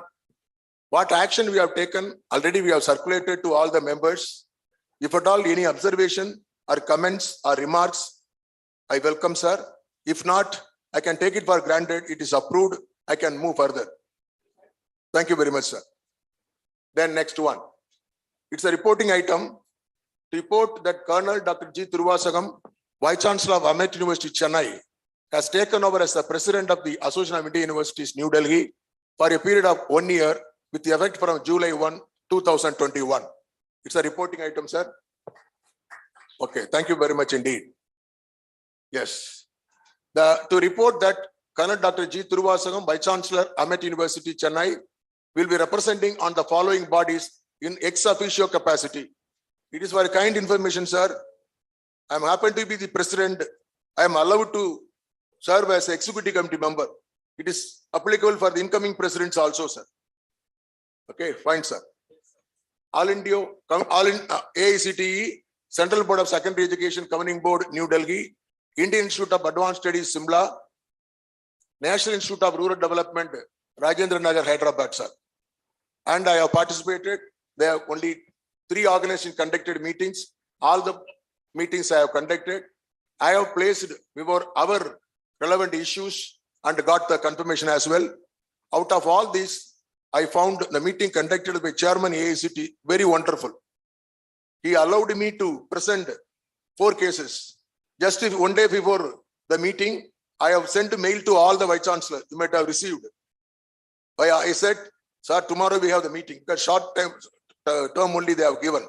And 4 universities, they have sent their own problem with me. During the meeting, I requested time to the chairman AICT to present it. He allowed me to present it. It's a surprise, you know. All the four on the day, on the meeting, he attended and given positive reply that we are passed on to the concerned university as well. So I'd like to take the opportunity to register our thanks to AICT chairman. He is very, very positive person, sir. Thank you. And the next, to report that Professor Surandan Das, Vice Chancellor, Jadavpur University, Kolkata, has been designated as the Vice President of the Association of India University, New Delhi, for a period of 1 year, with the effect from July 1, 2021, who has chaired our session in the morning, interaction with the officials. He's a well-experienced Vice Chancellor, and he is known for his contribution towards higher education in a bigger way as well. Okay, next one. To report sanction of the Ministry of Education in favor of AAU as granting aid amount to rupees 1 crore under object grant get 31 for the financial year 2021-22. Here I would like to share with you, we have been getting regular grant every year around 3 crores. But recently, for the last 2 years, they have reduced the grant without telling the reason. Nowadays, in most, you know pretty well, even UGC and DST also, they have stopped, either stopped or reduced the grant. Quoting that due to Corona, the fund diversion, everything taken place. But we do follow-up work. After getting follow-up work, we got another 50 lakhs. Am I right, madam? Another 50 lakhs. Now we got 1.5 crores. Still, we are pursuing to get the balance amount. It is for a kind information, sir. Next. Next, please. To report registration for revalidation. Niche karo. Of registration of charitable institution under section 12A and the 80G of the Income Tax Act. See, AAU has the 80G exemption. Whoever donates amount to us, that we have to renew it. Okay, the expiry date comes about 31/3/2022. We have applied. Hopefully, we will be getting renewal as well. It is for the kind information of honorable members. Please, next.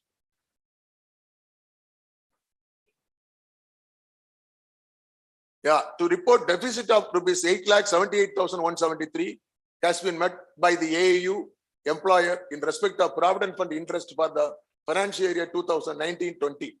See, there is a fund available, Provident Fund available exclusive for the employees of the AAU. All along, see, we have invested that fund in a different schemes, in different plans, of course, all government. Previously, we were getting very good interest rates. Very good interest rate. There was no deficit at all. What happened all of a sudden, most of the financial institutions, including banks, they brought down the interest rate. So there is a deficit due to reduction of interest rate given by the banks. So as a part of welfare measure to the employee, we have to meet out the deficit of loss of interest. It alone comes about yearly 8 lakhs and 78,173. So I seek your approval. Just we need, of course, the reporting item. Anyway, I will appreciate if you give approval for it as well. Okay, sir. Thank you. Yeah, absolutely, sir. Absolutely, sir. We have around 68 full-time employees, almost 98 total. Rest of them contractual employees, sir. Yes, sir. Sir, it is my earnest appeal to every one of the Vice Chancellor. Please visit AIU, sir. And you will be much happy. You can see how things are going on. Right now, renovation work is going on, as I mentioned in the morning. And you will be, when you come, you will see a different facelift of AAU. Even what is called as a guest house and food, everything, there will be a change, sir. Thank you. Then,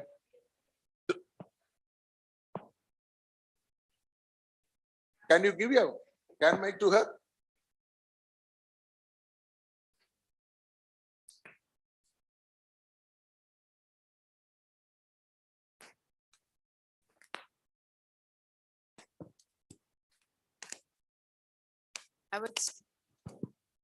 I was just sharing a small information from my institution. We were advised by our finance committee to check out the comparative rates of interest. All the banks are giving very less, but some are still giving a little more. So that may be another thing to look at, that whether by shifting our assets, because we had all the assets, our savings in SBI, and then we found that another bank is giving a little more money than them. So now we are beginning to shift because of the interest reason. That was the only thing I thought I'll let you know, that this is what we have done. We have shifted some of our assets to the bank, which is giving little more interest than the others. Okay. Sir, excuse me, sir, Dr. Kaliraj. Yes, sir. It is not the mistake on the part of AIU. The loss of interest is due to the RBI policy. So why, the AIU has to spare that? No. AIU is an exempted provident. It has an exempted provident fund trust.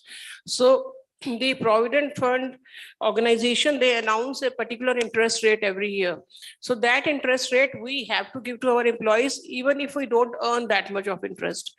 So this time the interest rate was a little less, maybe because of pandemic also. And therefore we have this 8 lakhs deficit we have paid to our. You can deposit with them. If you Yes. deposit with them, there is no problem. Why we can't deposit? Why should we keep it in our account? It's a very good question, Vice Chancellor, sir. We have also discussed in detail in the Governing Council meeting, basically what they feel. When this account is being maintained by the office people alone, processing loan and sanctioning loan and all very easier. When it goes to Provident Fund Office for even emergency purpose of medical or bedding and all, they take 3 months and 4 months. To overcome that difficulty only, now we allowed them to retain the account, though there's going to be a loss. If you are going for your age audit and all, sir, no, this will be. Yeah, we don't have much, Definitely that time the audit option will be there. Okay. But showing that it's a part of welfare measure to the employee, we can get exemption, I believe. I am confident. I don't think.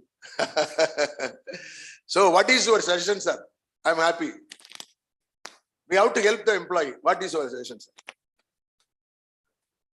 So the best thing is whatever the loan and all they plan, they have to plan well in advance.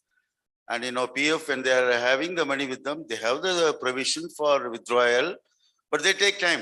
If you go to the bank, if you are having good relation with the bank, within 2 minutes you can clear the things.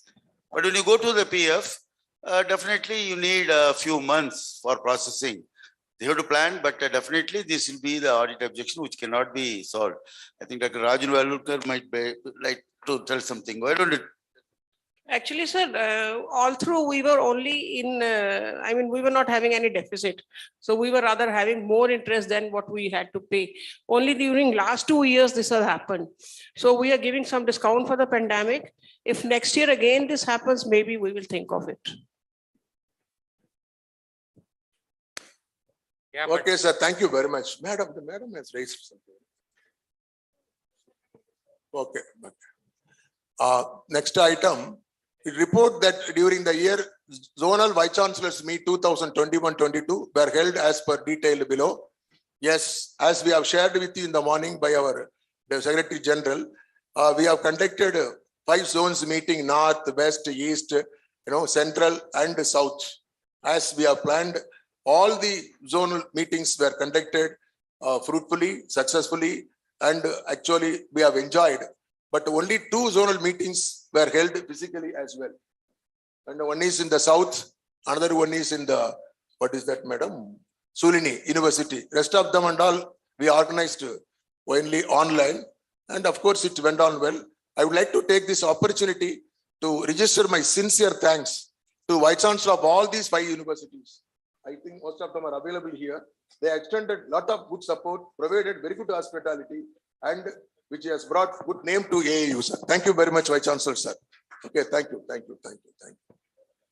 Then to consider a grant of membership of the Association of Indian Universities to the following universities. Sir, this time we have taken a decision in one of the Governing Council meetings. And there was a complaint from the applicants from some of the universities asked for membership. Why AAU is taking too much of time? You know pretty well.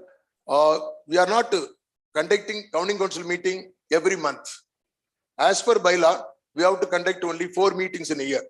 But after taking over myself as the president, I made it different. Because every year 6 meetings, alternative months, I conduct Governing Council meeting because we cannot have more backlog in our work. Even that people asked, why 1 month? I have applied, I am waiting like that. Then in one of the meetings, we have taken a decision. Authorize the president. The president, whenever the office gets the application, it should be given to the president. And the president has to check whether application fulfilled all the norms. If it's the case, president can give approval and then can be reported for ratification to the governing council. Now we have made it like that. Now there is no delay at all. On that basis, now we are given membership for almost around 48, sir. 48 new members joined in our membership in the AAU as well since last year.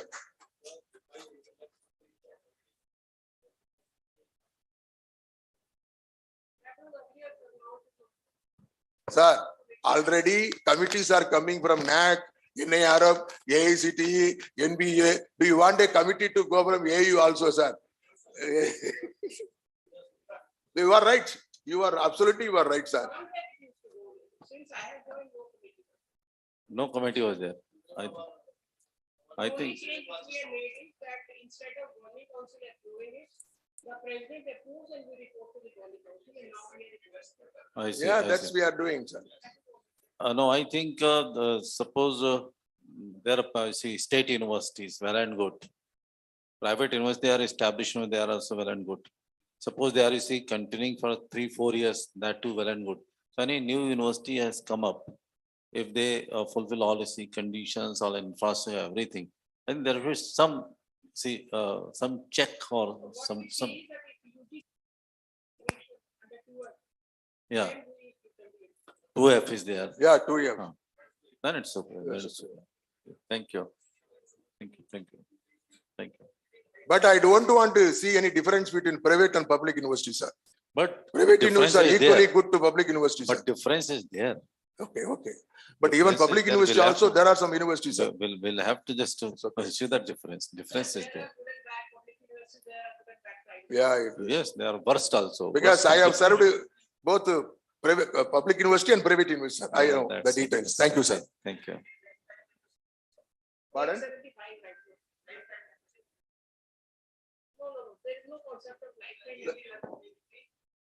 Dr. Rajan Velukar, I think he wants to say something. Is it live membership? Mike, please. My question is, do we need to pay the fees yearly, annually? Right now, we Sir, have the stop for a concept while, of, sir. Really, we had a sumptuous, very tasty lunch. Am I right, sir? Yeah. Really? Yeah. Please stand up, sir. We want to see. Really, we enjoy the food, sir. Thank you. Thank you. Chicken rasam. See, what your person told you, no? Chicken rasam sambar. It's a new item, sir. Somebody in both. It's a Chicken rasam cocktail. and sambar. Good, sir. Sir, is it the part Mr. of agenda? Mr. What, President. sir? Mr. President. Commercial break, sir. Yes, sir. Thank you, sir. Thank you. Sir, Dr. Rajan Velukar. Another Sir, thing I would whatever like to ask. appreciation and compliment, we should not delay, sir. Because Vice Chancellor entered now, it's the right time to give payment. Thank you, sir. Then, sir, Dr. Rajan Velukar. Sir, I have got another question. Let him finish, Dr. Rajan Velukar, sir. I will come to you, sir. Okay. Okay. Okay. You want to speak, Professor? Huh? Yeah, you ask your question and then I will speak. Okay. Do we need to pay the fees annually for this membership, university? right now you have to pay annually 1.5 lakhs. 1.5. You can pay in advance also, sir. Lump sum for 5 years as well. Yes, Babji. Yeah. Thank you. First April has not yet come.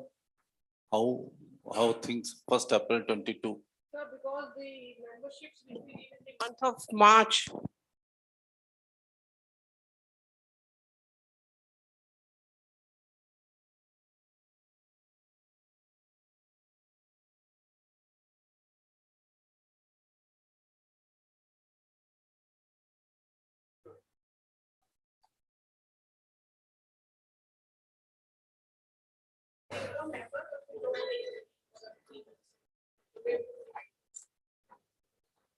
See, likely there is no power. I would like to take this opportunity to share something related to subscription. Yeah, I love it. See, at this juncture, I have to share an important information with you. Regarding the subscription. More items also coming, for which you have to give a decision. Sir, there is an outstanding subscription to an extent of 7 crores, sir. 7 crores. A is a small organization. Fully depends upon the income in terms of subscription only. Because as raised by one of our honorable members, right now we have 98 employees working. The salary part, organizing conferences, conducting various programs. Hopefully, our Secretary General will present the programs what we are really undertaking. We need resources. And as I shared with you just a few minutes ago, even government grant also reduced from 3 crores to 1.5 crores. So when it's a case, we can come to you only. And there are universities that have arrears of more than 7 years. And arrear alone comes about 9 lakhs, 10 lakhs, 20 lakhs like that. It's despite of many reminders, there is no response as well. But now it is my appeal to honorable Vice Chancellors to please check with your office, especially with the finance officer and registrar, whether because Vice Chancellor may find time to go through all the details.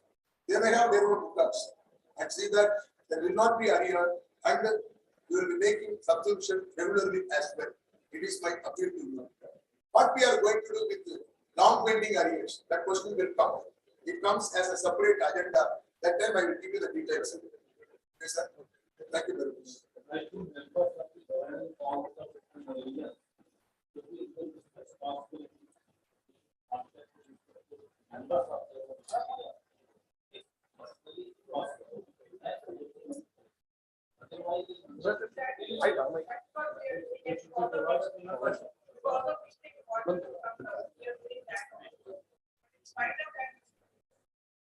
Basically, after assuming office as the president, I am concentrating more on this. Domain is management. I know the importance of finance, importance of funding as well. Even now, there are some state universities, they struggle like anything, even disbursement of salary and pension as well. That's why, keeping in mind, I have nominated mentors, our own staff as mentors for each universities. They regularly contact them over phone and reminding. And especially as per the resolution passed in one of the governing council meeting, personally as president, I have written to all the vice chancellors again.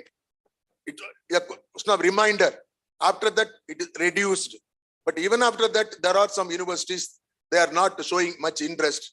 And in the last governing council meeting, which was held yesterday, because all this agenda got approved in the governing council meeting held yesterday, in which, as correctly observed by Honorable Vice Chancellor, we have taken a decision of entrusting responsibility with the governing council members to ensure that they are collecting, they are ensuring, they are reminding the Vice Chancellors of their own region, sir. This step we have started. It is for a kind information, sir. Some interest over the, if they have not paid their fee, regularly, we should charge some interest. The item is coming, separate item is coming, sir. Please, thanks for your interest. Because you said that this is the agenda related to getting principal amount is a problem. How we are going to get interest along with the principal amount? Let's see. Please. Let us discuss that. The agenda comes, sir. Thank you. May I just doctor. Point of information? Yes. Since we are discussing in the annual conference about SDGs, Sustainable Development Goals. So I believe that we also believe in SDGs. And if we believe in SDGs, we should talk of equality. So just before this question, some members were talking about whether state university or private university, are they different or not? Every university is equal. So we should not differentiate between A university and B university. Whatever provisions are there in the constitution, accordingly the universities are established.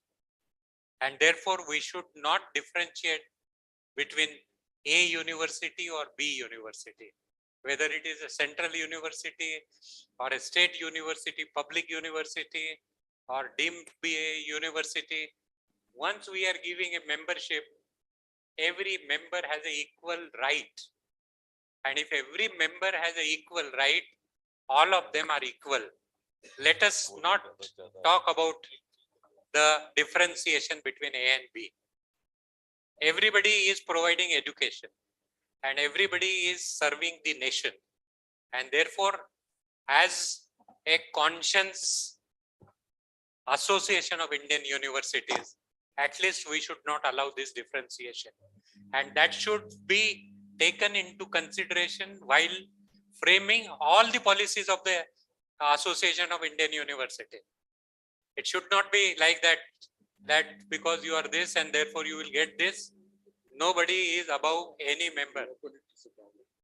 That is what you should consider while framing anything, whatever rules, regulations, and policies or opportunities, whatever you want to give to each and everybody as an equal member. And therefore, we should not talk of differentiation. That is what the point which I wanted to make. Thank you. Yeah, thank you very much, sir. May I- AAU may I doesn't make- have any May I discrimination. sir. make some very brief intervention? You see, there should be equality amongst the equals, isn't it? And we all know that, you see, private universities are totally different. Their mandate is different. The fee structure is different, isn't it? Their infrastructure, everything is different. And public universities are totally dependent upon the state exchequer, where private universities do not. If they are having parity on all policy streams, well and good, we can have parity on AIU also. If there is no parity at the ground level, we cannot have.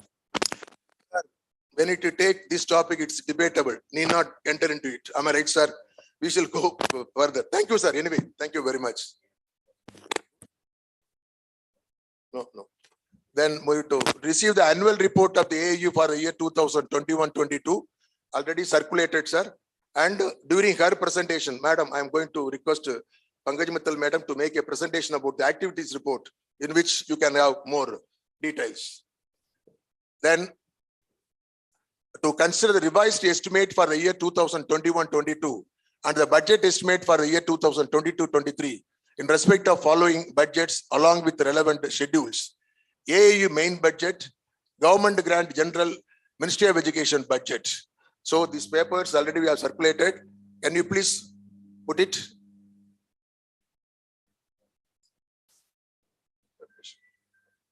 Can you put it? Just quick. Sir, it has been already approved by Finance Committee and Governing Council member. Okay, if at all any comment, you can come out. And as on date, there is no deficit, sir.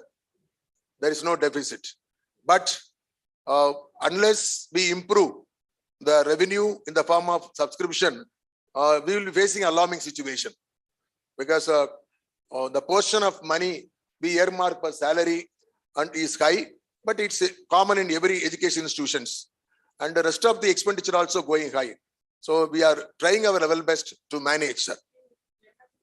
Okay, next.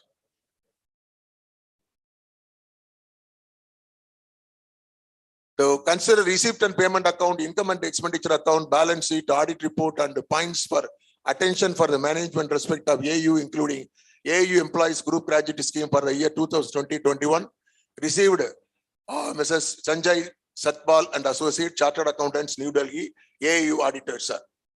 It is the same of receipt and payment account, sir. Yeah, to consider the revenue account balance sheet along with the audit report for the year 2021 and the Provident Fund Trust account, sir.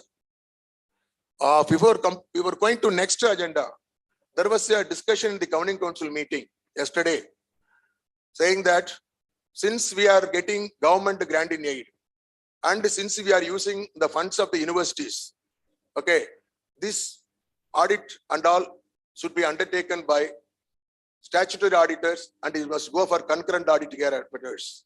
As on date, this is being audited by only chartered accountants.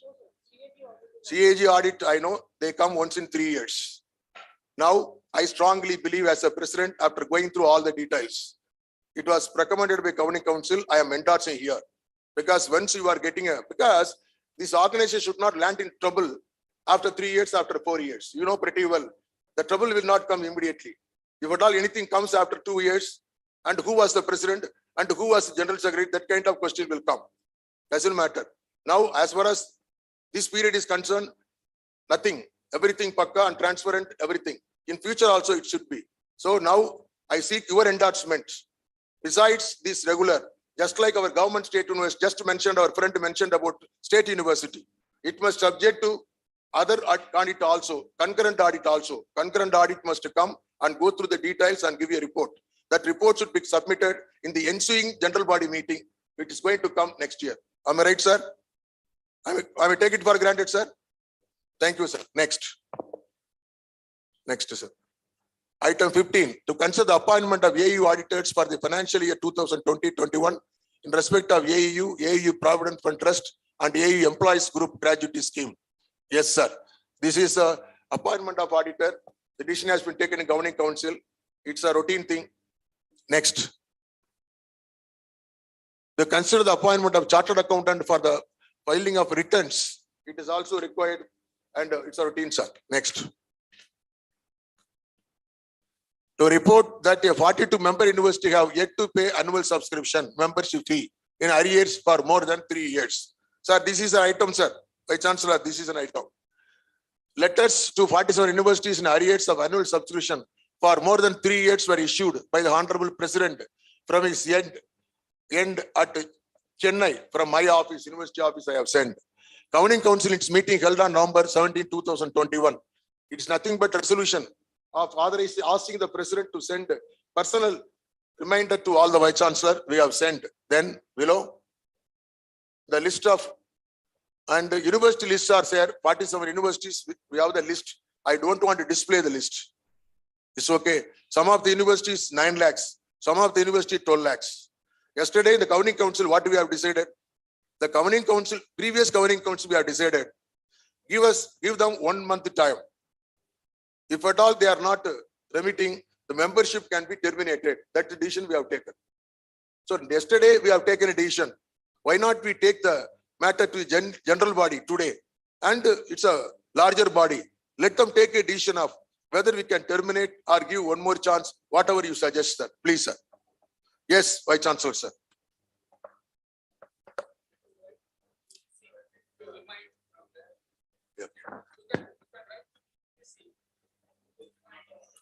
So, sir, I think we are talking about subscription from universities. I think so. UGC should not be its our matter. My suggestion would be for President, sir, for your consideration, is that we should have some kind of a scheme that somebody who defaults 1 year, we may write, you are writing the letter, we are reminding them. If somebody consecutively, successively is defaulting, I propose that this kind of an endorsement should come on the AIU website, because university's name on the AIU website is a good thing. Sometimes it's a must thing when you're trying international collaborations. The international universities look at whether you are AIU registered, listed institution or not. And therefore we should have a list. So you must send a warning letter to them, I propose, sir, that we will have to perforce put you in the defaulters list, which will do work negatively on your interest. But there has to be some deterring action. Maybe after giving 1 year, consecutive repeating should be taken with iron handle, is my suggestion, sir. Thank you, sir. It's a really a good suggestion. Yeah, thank you, sir. Thank you, sir. To the mic to him, please. Number one, termination of membership is a very hard step like that. Number one. Number two, continuous persuasion is the best way. We should persuade all these members.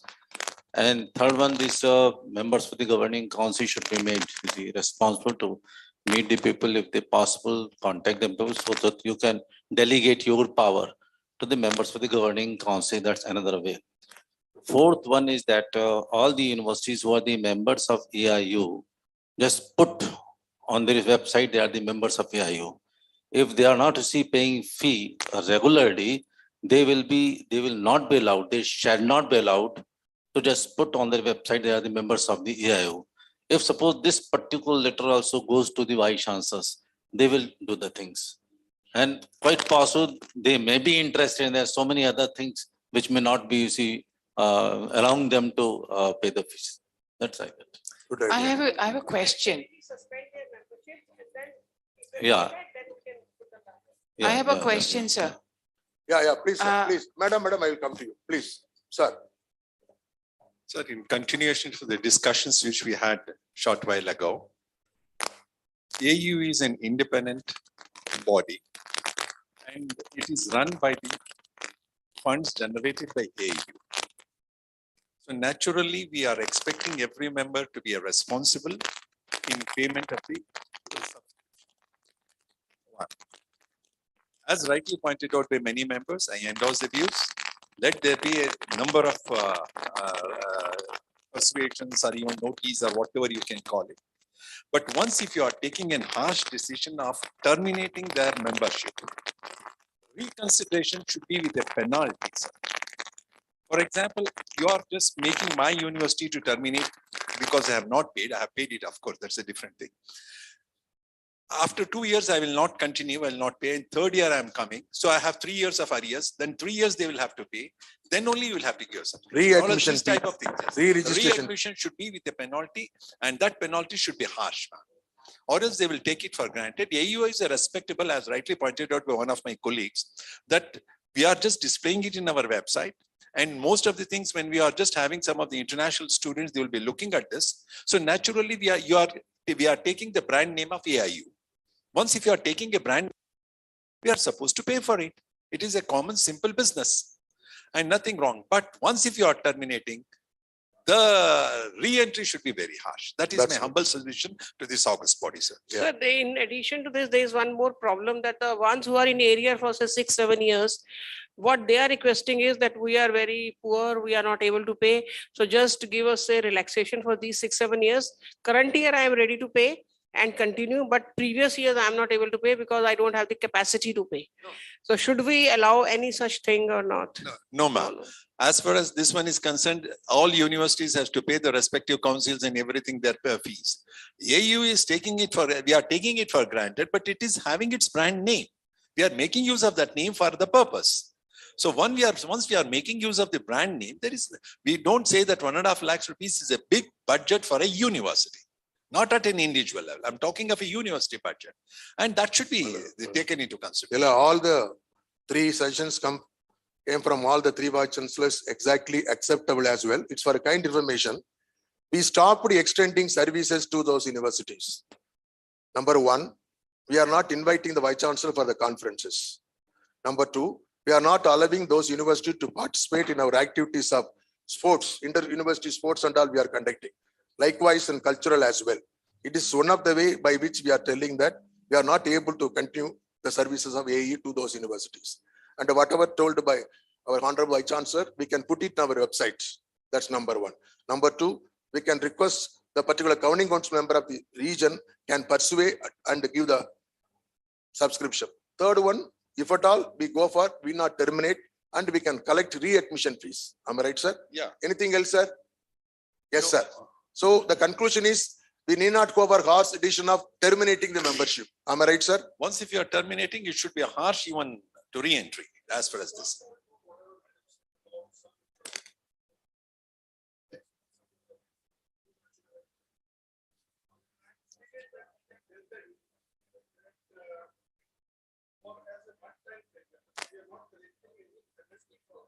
Correct.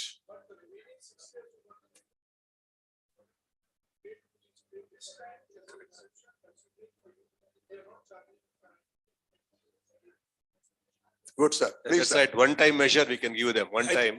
I think House is coming to the agreement of there should not be any financial losses. We were talking about that deficit and it takes me back to that particular deficit. It is as good as it is a zero interest investment to those universities if they are not paying their fees. So at least we should charge minimum 5% whatever we are getting if we have deposited in bank. That much penalty should be, I think, levied, should be put so that there should not be any losses. That is number 1. Number 2 is that This is a humble suggestion is that we should optimize the whole financial transaction business, where we can save and where we can spend. For example, our print copies are there. Can we convert that into e-copies? So that AIU journal can be in the e-form and we can have your website and server and portal like this. Maybe a governing council subcommittee can be formed and they can come up with certain suggestions so as to optimize the resources. Thank you. Yeah, thank you very much, sir. The cost reduction measures already going on. I will take your opinion as well. We'll work it out. Sir, why not for Lady Vice Chancellor, Women Vice Chancellor first? It's okay. Please, sir. Sorry. Is it just a question of clarification and coming from my ignorance of the constitution or whatever rules you have, whether it is part of your rules which say that if a university takes a membership for 1 year, they are duty bound to continue this membership? Is it part of your rules? If it is there, then certainly. If it is not there, then you cannot force them to continue. It is not there, but then you will have to make an amendment. So you will have to revise the bylaw. You will have to modify your rules and clearly say that if you joined once, because it's a yearly membership, if you were saying, no, there's a possibility of a life membership, that's not there. If it is a yearly membership and it's an association and there is no statute which says you must make it, then you cannot force them to. This is my understanding as a law person. If they want to remain and continue their membership, they have to pay. Otherwise, they cannot continue. We are not forcing them to continue. Yeah. Please, sir. Pankaj, it is not merely the membership. There are so many activities also in which universities participate. They will divide obviously getting participate in all the activities. And the most important, the equivalent certificate which AIU issues. If suppose any university is not the member of AIU, how can you issue the equivalent certificate to the students of those universities? That's another issue. It is not merely the getting the membership, but there are certain participation, certain facilities attached to the university by the AIU for the membership is required. Sir, thank you. Lot of interaction. Please, sir. Please, sir. Good thing. It's regarding raising resources. Sir, just one very quick suggestion. When it comes to, because there was a proposal like it was raised that some universities are demanding that they should be given some concession. On the one side, we are considering about our brand values and universities are using our brand and fine. But on the other side, we also we must understand we are living in a country where there are great disparities in the context of the universities which are operating. There are many public universities which are operating in some remote areas that don't have budget to pay the salaries. So what I would suggest that if we may decide on case to case basis and maybe governing council can take a call and it can decide, that would be, I think, a more humanistic approach towards this. I think it is very difficult to discuss, very difficult, sir. Your idea is right, but it's very difficult. See, for a government university, we are collecting 75,000 rupees per year, sir. So paying 70, because I served in 2 state universities, now I am with the private university. Allocating 75,000 rupees from the fund as a membership. Sir, one more question, sir, please allow me. There are some universities, how they have responded, you are asking subscription. What AIU is doing for us? Hello. Sir, the question, keeping in mind, it is somewhat relevant also. Because we are not doing service to the university wise. It is a general, whatever we do for facilitating research, academic, globalization, and so many things are there. But to answer those questions, I have taken to the governing council, there should be, because one more thing, I think you do agree. Most of the universities, Vice Chancellor only have knowledge about AIU. How many of our faculty members have knowledge about AIU? How many of our students have knowledge about AIU? How many of the stakeholders know about it? It's not very popular.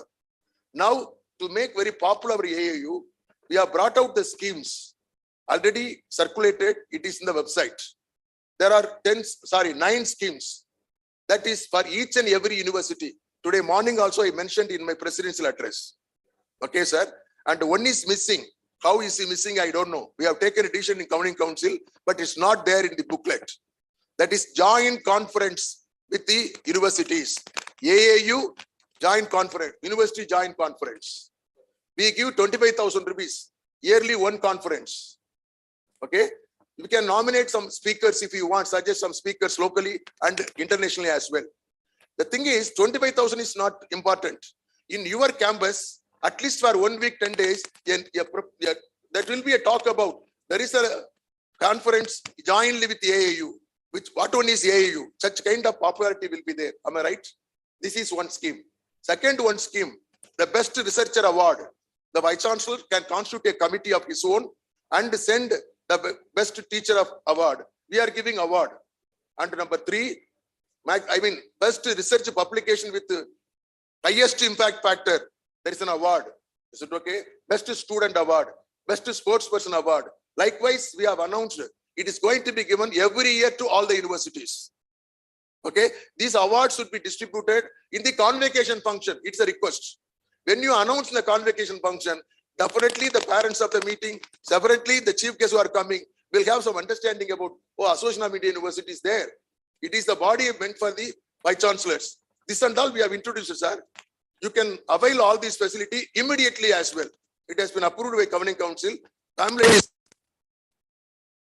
Now, no one can question us what I am getting from Association of Indian Universities. You are getting this also. It is for a kind information, sir.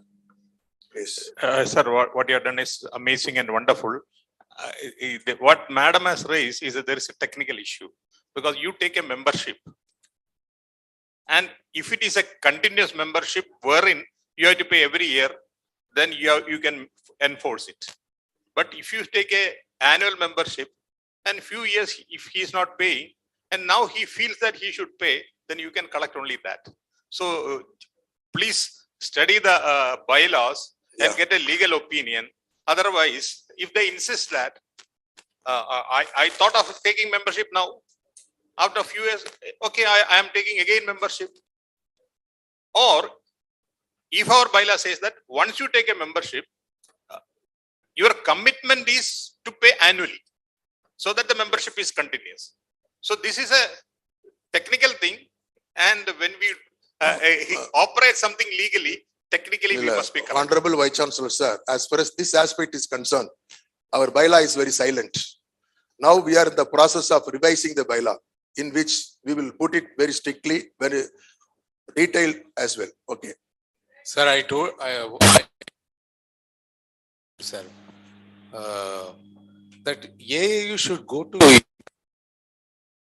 coming to AAU should go to universities, number 1. Number 2, as what you told in Coimbatore, that there are about 200 universities left outside AAU.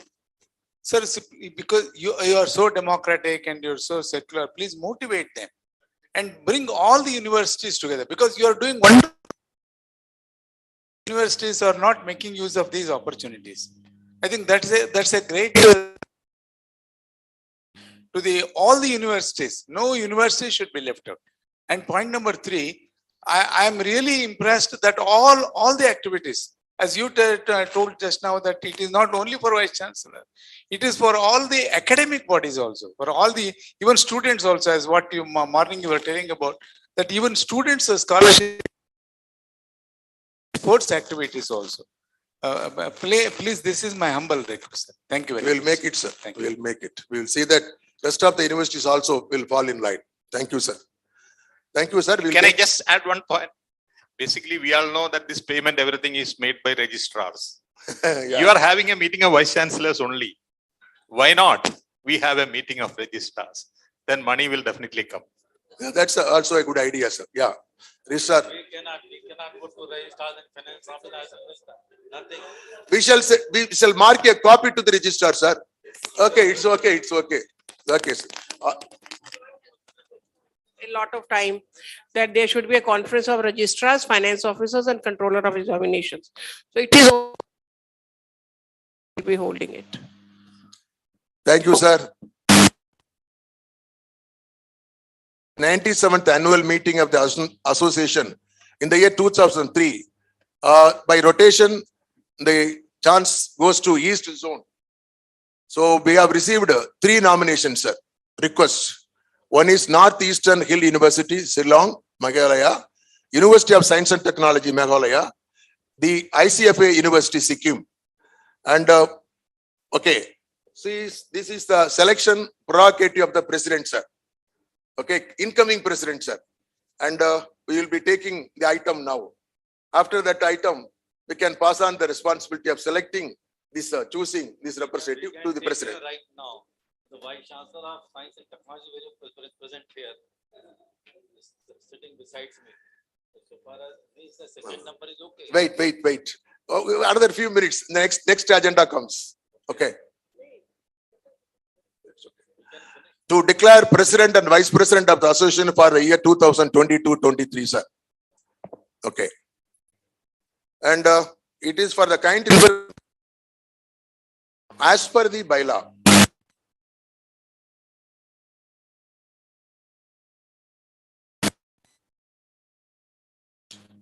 And next to him will be the vice president. So now somebody raise private and public and all. Now, as mentioned by one of the vice chancellor, we are very believe on democracy as well. It is by rotation. 1 year president public university means the subsequent year it goes to the private university. Okay. Now I am from a private university. I am the president. The next the public university. So out of the seniority and as per the decision taken yesterday's governing council meeting, because governing council meeting already taken a decision, I have to report to you. That is the as per rule I am telling. I would like to share with you.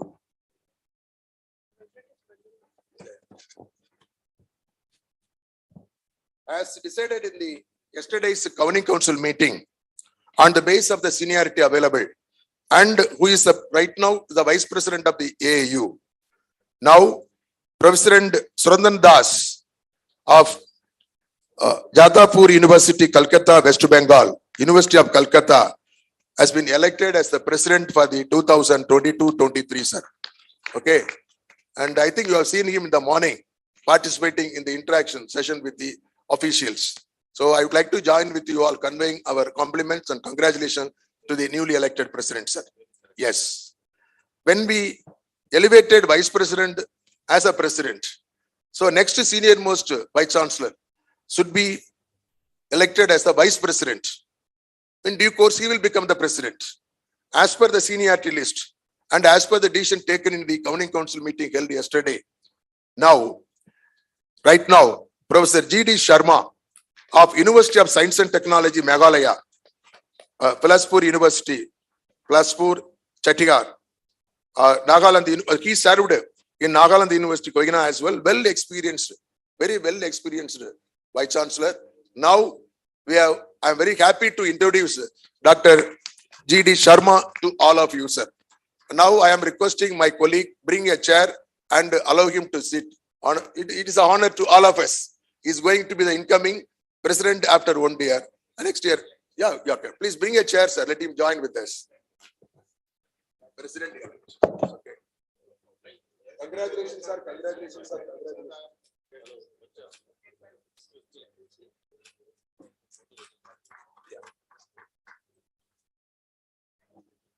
Please take your.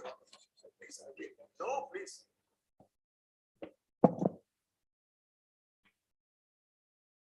Yes, next, sir.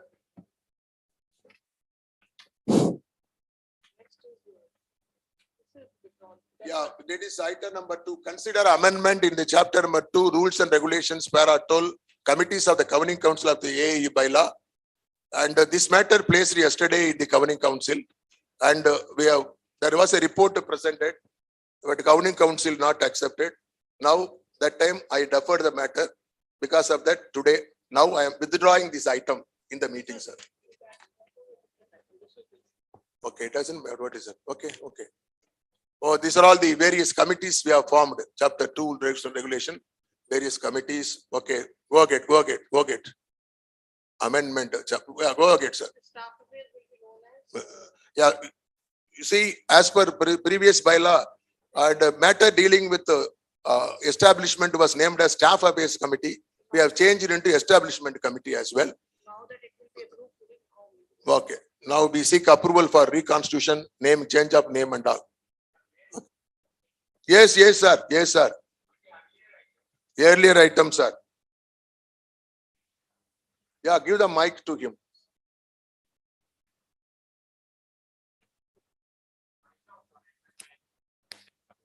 That is a difference, sir. I think I made a mistake. This is the small correction in the bylaw. That item comes next. Please, sir. Okay, okay. Please, sir. Next. 21. This one, all the, okay. This one, yeah. See, the thing is, I have to tell very openly, because you are all part of AAU. As said by Honorable Vice Chancellor of Law University, Madam Vice Chancellor, when there is a constitution, we name it as a bylaw. There should not be any deviation. But some deviation taken place already, especially date of retirement date of the employees, years of employees. And one of the governing council meeting, they have taken a decision of increasing from 60 to 62. But bylaw tells only 60. We are coming under the NGO only. Our organization registered under NGO category. So NGO category means we are supposed to come under the Register of Societies Act. There also tells retirement age is 60, but unfortunately made it as 62. And it was subjected and given the audit objection age also. Then matter has taken to the one of the governing council by me. And decision taken is whoever already in service, we need not take a decision. Hereafter, people joining, the retirement age will be 60. That is a decision we have taken, sir. Am I right, sir? Let us go. Such a mistake will not happen in future as well. Okay, next, sir. This is about, see, we have been invited to serve as members in various executive committee meetings. And these are all the organizations, sir.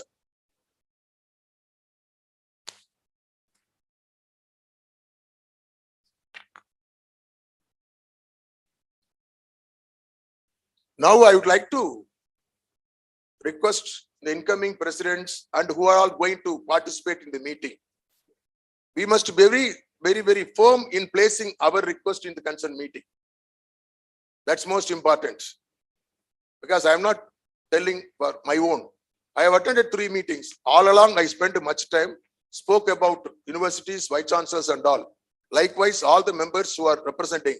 So establish what is AAU, why the people invited from AAU, that kind of responsibility is there. And luckily for information, NAC also given representation to AAU. The general body meeting can be attended by Secretary General of the AAU as well. Our madam is attending. He is placing all our grievances there. Likewise, all the members are expected to place the grievances of universities and vice chancellors. Thank you.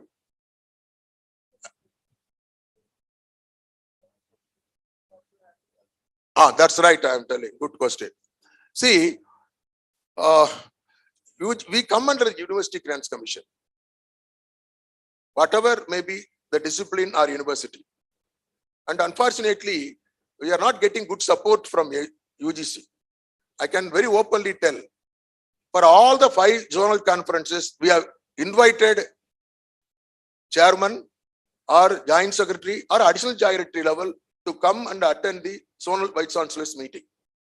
At least to take part in the interaction session. What we have seen, what we have seen. This I only introduced from this year onwards. Why not we invite and allow the vice chancellor to interact like that? But so far, UGC has not sent any representative. Even this is a national conference. It's a good opportunity to the people of the UGC to come and present their views, tell about national education policy, and tell about the steps are being taken for the implementation as well. But we didn't get that opportunity. Now, I am going to recommend as one of the resolutions now. Invariably in all the conferences, there should be a representative from UGC as well. Likewise, with your permission, shall I put one more request? AICTE, why not UGC also give representation in the Executive Council of UGC for AAU? Am I right, sir? If we get an opportunity, we can just place our own grievances and problems. Shall we make it, sir? Yeah, please make it. Please make it. Executive Council of UGC. Right, sir. UGC Commission, they are going to form a commission as well. Okay. Then to consider and approve the report of the AAU bylaw and recruitment rules revision committee on revised recruitment. That is also to consider authorizing the president of the association to approve the grant of membership of AAU to the applicant universities subject to fulfillment of the condition of AAU rules. This one I told you, no, ratification only. Thank you. Thank you. Then 24. 24, I told you, no, I withdraw this item. Okay. And 25, to consider integrating colleges with the Association of Indian Universities. See, we have been getting requests from colleges also. Why not admit us as associate members? Why not some autonomous colleges? Not at all. Not at all. They have to change the title of association then. Sir, the issue was that in the national education policy, it is mentioned that henceforth there won't be any affiliating colleges, and all the colleges, or rather there will be only degree awarding institutions.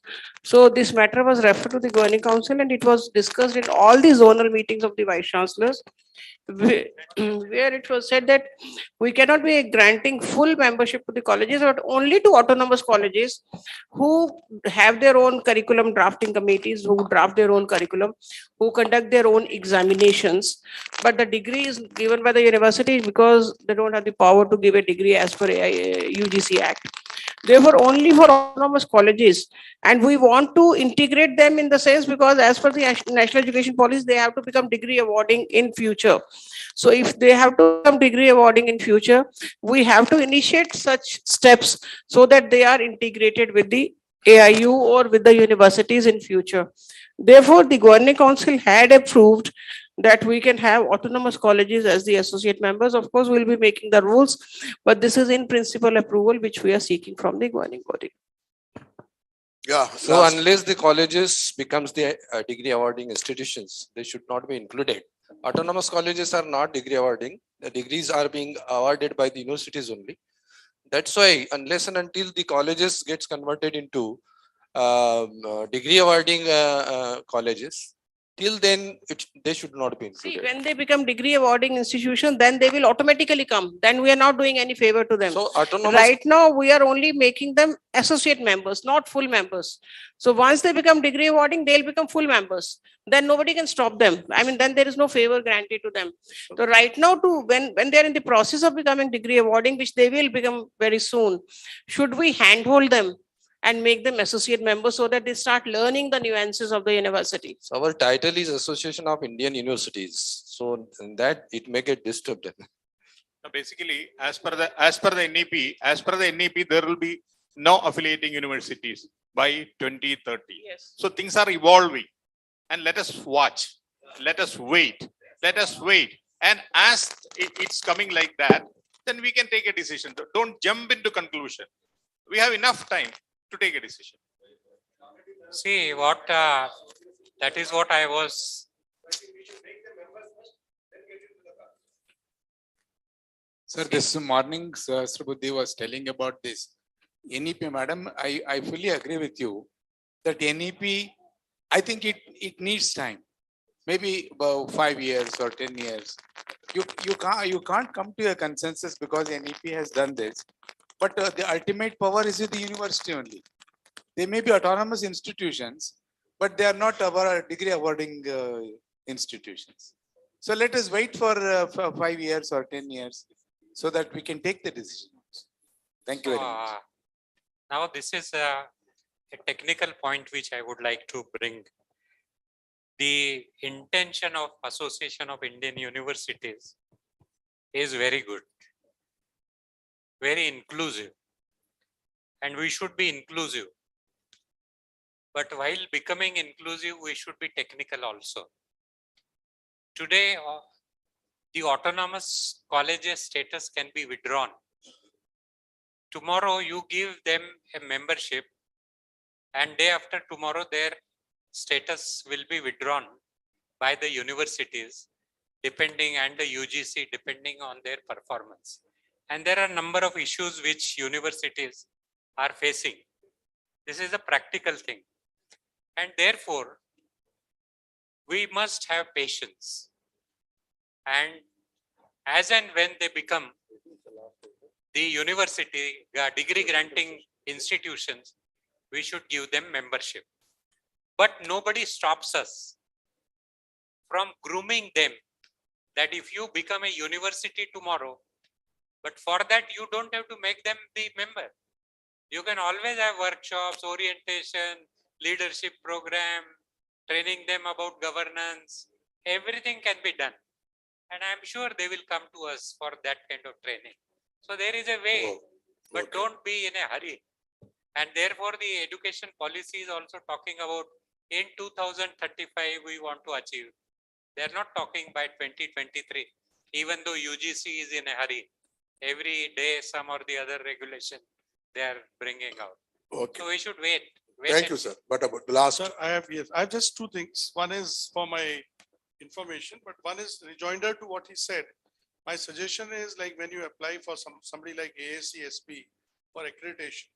So first they take you as an applicant member and then they give you the full membership. And at the time you are an applicant member, you are being only mentored to apply for membership. And then when you apply for membership, then of course there is a process starts. Similarly, my suggestion would be rather than calling them members, for those people who have already got autonomy, as Madam was saying, my suggestion is, sir, it may be considered as an applicant associate member is what I am suggesting. But I think my view is that we should act fast because the volume is so large. At some point of time, we will have 30,000, 40,000 of these people mushrooming suddenly in 2-3 years time. By when, if we have got a system in place, it may. So for your consideration, sir, you may call them applicant, affiliate, member is one solution. Thank you, sir. So the other part was because since we have legal vice chancellors from legal universities, law universities. This for my understanding, because mention is being made that the General Council members, so they approved amendment to bylaws. Yeah, it will go to bylaw revision. To my understanding, bylaws can only be amended in AGM. And therefore it's not. So General Council can of course recommend. So I think these are the drafting should be, my suggestion, sir, is that it should be that these are recommended for consideration of the AGM, and it's only an AGM that bylaws can be. Then this is my understanding. If it is different, I think we can take a view. Sir, basically, after listening all the vice chancellors,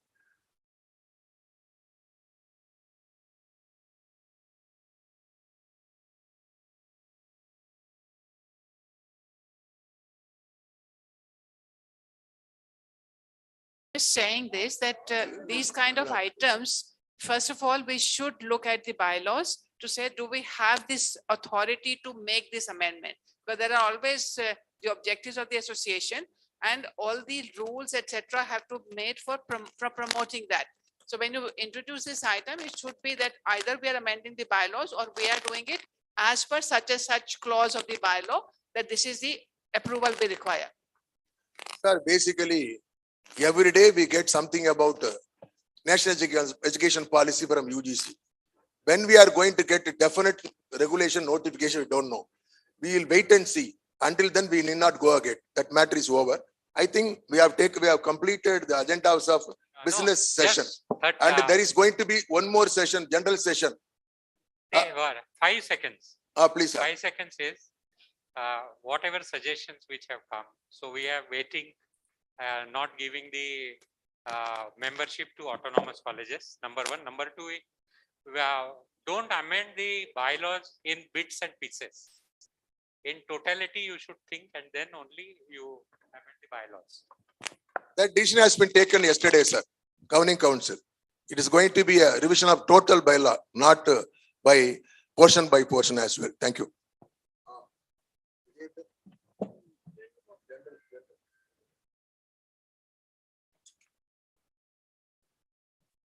A few items only in the general session, sir. Okay. To confirm the minutes of 95th annual meeting held through virtual mode, it's only minutes confirmation. Take it for granted. to report action taken on the minutes of 95th annual meeting, general session held through virtual mode. Again, if at all any remarks, I am prepared to accept it.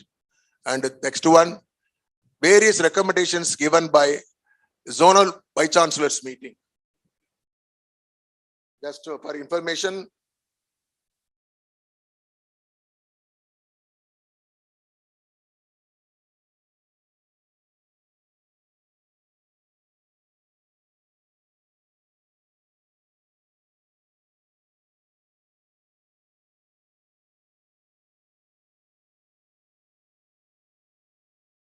consider the initiating green graduation as a mega project for all higher education institutions.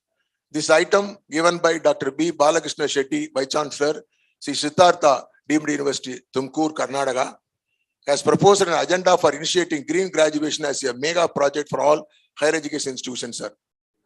He is initiating, he wants to have such environment and such course in the campus. I think these are all general. We can approve it.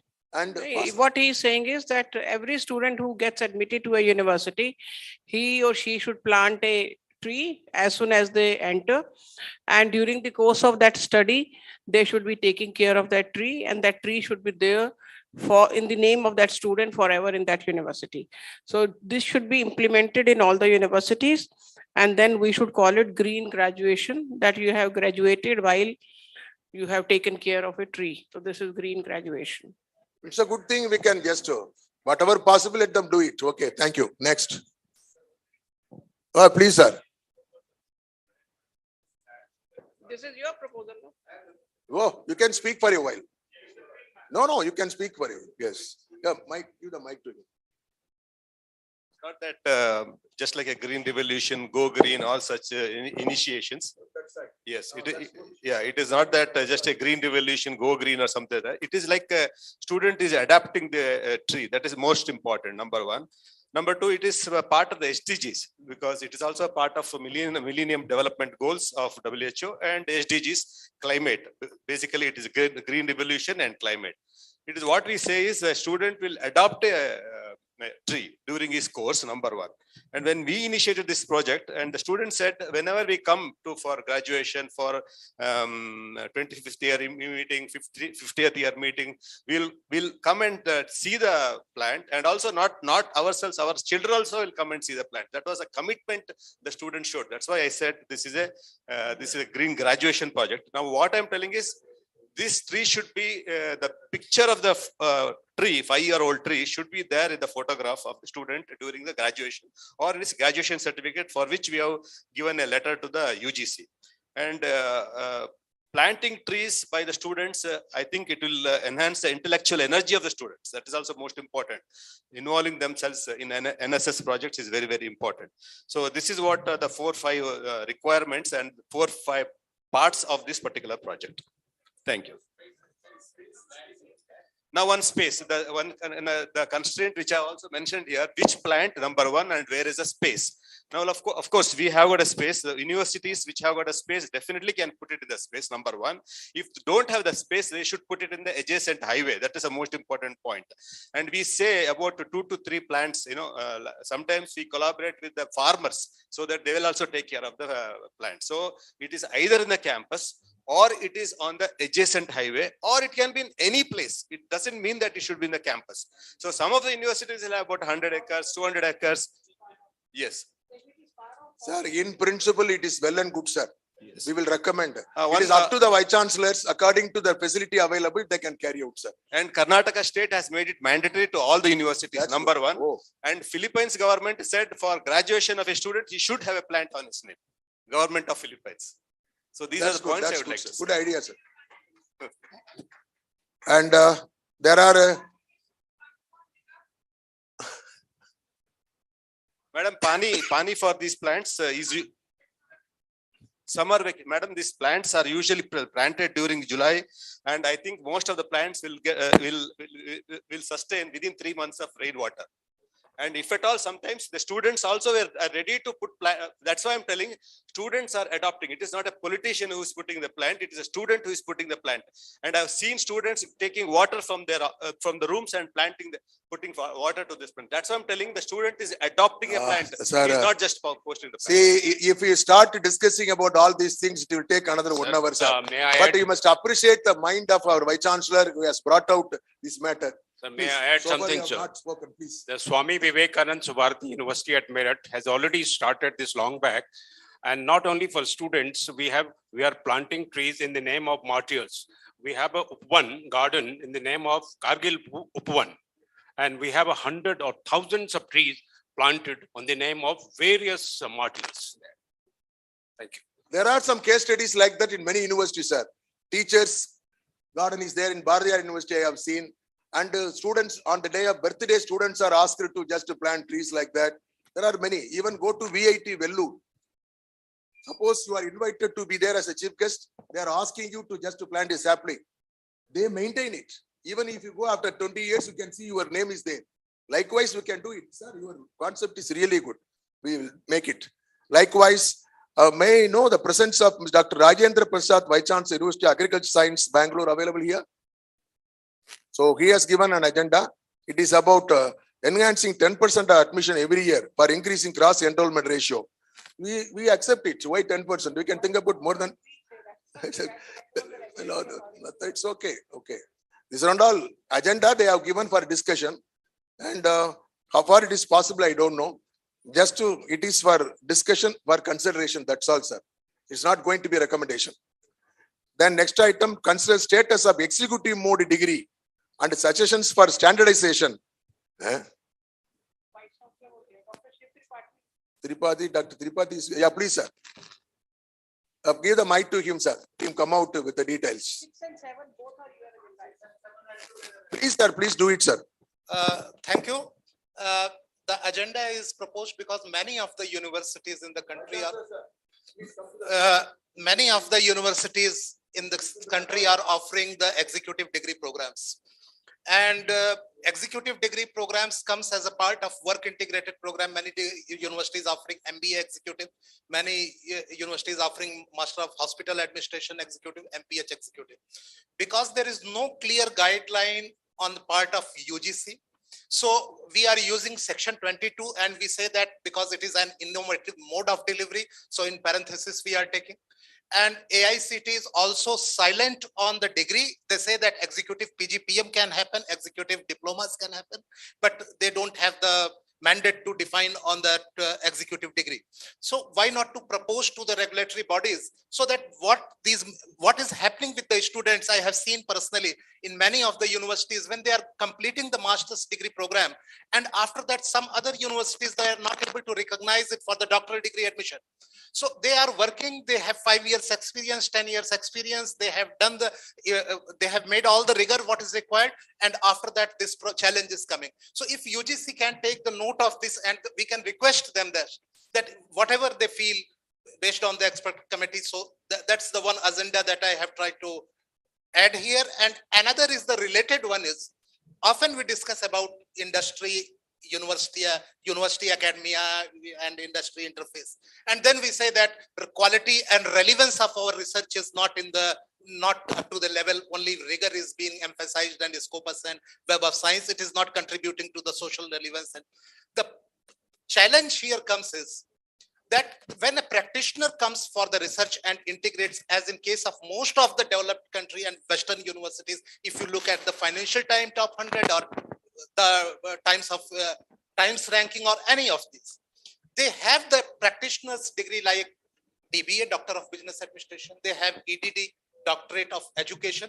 For example, if somebody is working as a leadership position in a higher education institution, why someone cannot do a program on higher education leadership and be awarded the degree?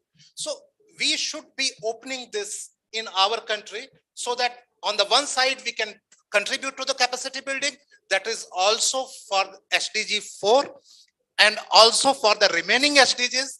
And the second is that we prevent the money flow going for $30,000 practitioner oriented degree to some other country, and we can bring it to. So just for a recommendation to the UGC that they consider based on the expert. Thank you so much. It's a recommendation as such. Sir, now we have completed the agenda of the general session as well. The most important part is to discuss about three things. Number one, what do you want from AAU? So far, we were discussing about sustainable development, National Education Policy 2020, and all these business session transactions, general session transactions. What else you want from AAU? That's the first part. And second part, what AAU wants from all the vice chancellors. And third part, what we want from ABEX bodies. These are all the three things. We have almost half an hour time. We can discuss in detail, before which invariably in all the previous conferences, they have made several recommendations to the ABEX bodies. I will list out. If at all anything left out, you feel that can be incorporated. Am I right, sir? Okay. And for your kind information, sir, AAU has taken various initiatives by pursuing the ABEX bodies and got success also. Previously, as per AICT and UGC, the ODL program is allowed only to the universities of A+ categories. We have given representation saying that when UGC tells, National Education Policy tells, the target of GER is 50% thereof 2035, how it is going to happen by having this much of strength? If at all, it can be increased only through distance education program. When you limit offering distance education program only by the category 1 university, category 2 universities, how many of them you know? Category 1, A++, 24 universities. Category A+, 41 universities. And even for them also, they give only few courses. If you go on doing like that, definitely they will not reach even 40% average in the GER. That's why we made a proper recommendation by quoting all these reasons. Out of our efforts, now they brought down to A category university also can offer ODL program. That is number one. And number two, for patent filing, there was a discrimination in charging. Yes, government university faculty members, when they file, no charge at all. But private university people, they go for filing, they charge huge money. This also we have taken as a representation to them. Why there is a discrimination? Even private university equally contributes in research. Even number-wise also, out of 1,080 universities, as per record of UGC and ICE report, 548 universities are private and deemed universities. When it's the case, there should not be discrimination. Then that made them to take a decision of not to charge even for the private universities. Whatever minimum charges applicable to government universities, applicable to private universities. Discount. And third one, that's most important one. A few of the vice chancellors, they also privately discussed with me.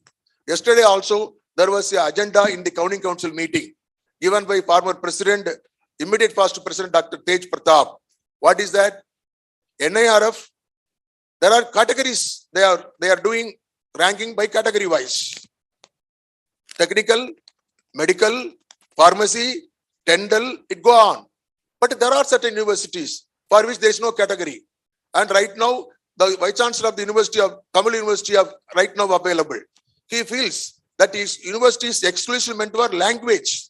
You cannot expect if this university performance can be taken for ranking. Likewise, yesterday, Tej Pratap sir told agriculture is a major domain in India. But agriculture universities are expected to be joined with ranking with along with the other technical universities. How it is possible? And one more thing, I have been fighting in my capacity of Vice Chancellor with the AICT and UGC for the last 2 years. My domain is maritime education. Maritime education, it comes down to the 3 statutory bodies. One is Director General of Shipping, Ministry of Shipping. Second one is University Grants Commission. Third one is AICT as well. For all the faculty members, qualification approval has been given by Director General of Shipping. That is almost 68% of faculty members. UGC also accepted. What is the minimum eligible qualification? You know, even not, they are not graduates. They are not graduates, but they are good enough in their own degree of seafarer experience and the first class motor. So when my faculty of 68% don't have PhD, how can I ask them to go for research work? How can I register them for PhD? A small example I am sharing with you. Likewise, there are many problems. Why not you give a separate category for maritime? It's the same case with universities of finance, universities of forensic. These are all special category universities. We fought with the NAC. I visited many times NAC office. Now morning also, our chairperson mentioned very specifically. Now they have taken a decision of going for a one more category as specialized university category. So they are going to be a separate manual for bringing all these universities under one roof. Likewise, there are some Vice Chancellor told about their own problem. That will be also taken. That is one of the success of AICTE.